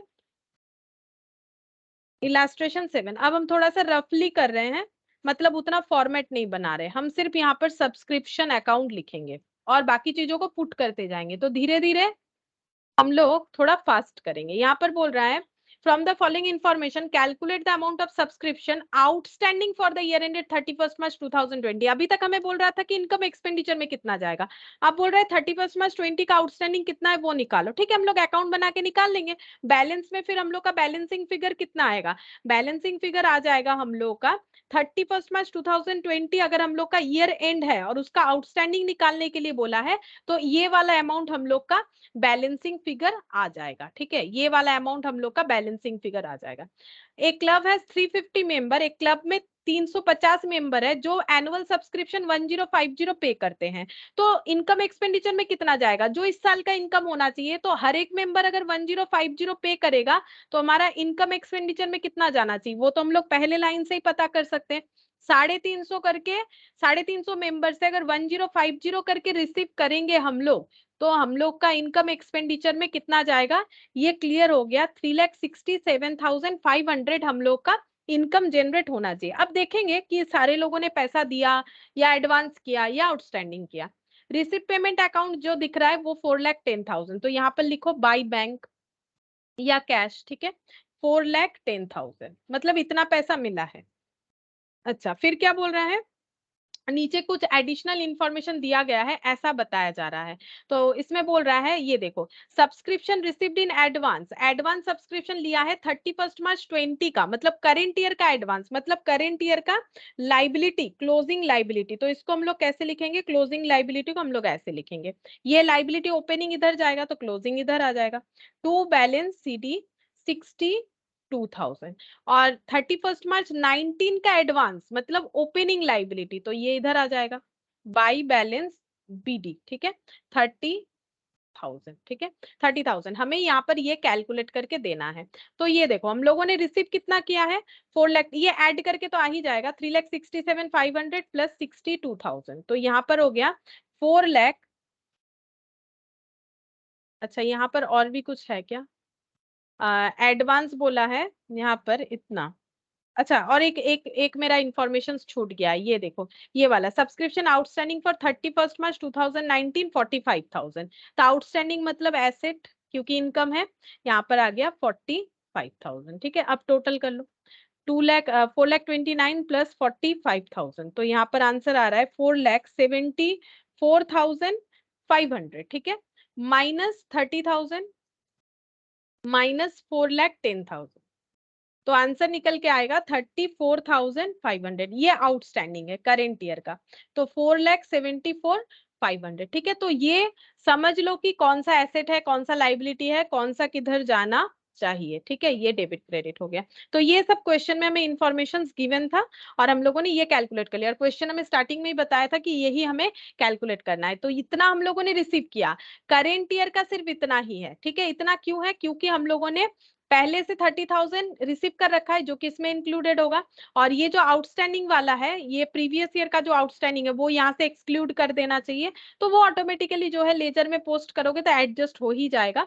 इसका मतलब ये समझ में आ रहा है, ये करेंट ईयर का इनकम है, ये भी करेंट ईयर का इनकम है। क्यों, क्योंकि ये प्रीवियस ईयर का एडवांस था, तो इसका मतलब इस साल का इनकम है। तो ये क्या है, करेंट ईयर का इनकम, ये क्या है, करेंट ईयर का इनकम, ये रिसीव्ड हो गया है प्रीवियसली, और ये क्या है, ये रिसीवेबल मोड में है। तो इसमें कितना कितना इंक्लूडेड है, इसमें 30 और 34,500 इंक्लूडेड है। ठीक है, ये दोनों अमाउंट इंक्लूडेड है, और इसके साथ साथ जो अमाउंट रिसीव हुआ है, और ये जो 62,000 जो है ये इसमें इंक्लूडेड होगा। ये 62,000 जो है ना इसमें इंक्लूडेड है रिसीव्ड अमाउंट में, लेकिन ये यहाँ ट्रांसफर होगा क्योंकि ये क्या है, ये हम लोग का एडवांस है। ठीक है, ये एडवांस है और ये भी इसमें इंक्लूडेड होगा, ये भी एक्सक्लूड होना चाहिए। ठीक है, ये दो एक्सक्लूड होगा, इधर इधर ये दो देखो माइनस हो रहा है, इसीलिए ये दो एक्सक्लूड होगा। क्यों एक्सक्लूड होगा, क्योंकि ये तो फ्यूचर ईयर का है और ये पास्ट ईयर का है। ठीक है, तो अगर मुझे करेंट ईयर का डेटा निकालना है तो वहां से फ्यूचर और पास्ट ईयर को तो डिडक्ट करना ही पड़ेगा। ठीक है, तो 4,10,000 में ये दोनों ऐड कर देंगे, करेंट ईयर का इनकम और उससे पास्ट ईयर जो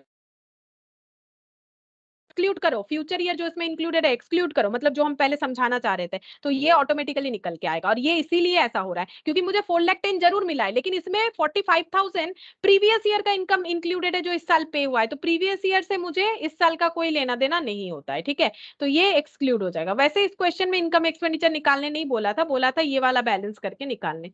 तो लेजर अगर पोस्टिंग करना समझ में आ जाता है और रीड करना समझ में आ जाता है तो ये बहुत ही इजीली हो जाएगा। ठीक है, तो ये हम लोग का हो गया इलास्ट्रेशन 7। बाकी हम लोग के इसके बाद जो है क्वेश्चंस जो है कंप्लीट क्वेश्चन आना स्टार्ट हो जाएगा इलास्ट्रेशन 8 से। हम लोग नेक्स्ट क्लास में बाकी कंप्लीट करने का कोशिश करेंगे। ठीक है, तो आज इतना ही करते हैं।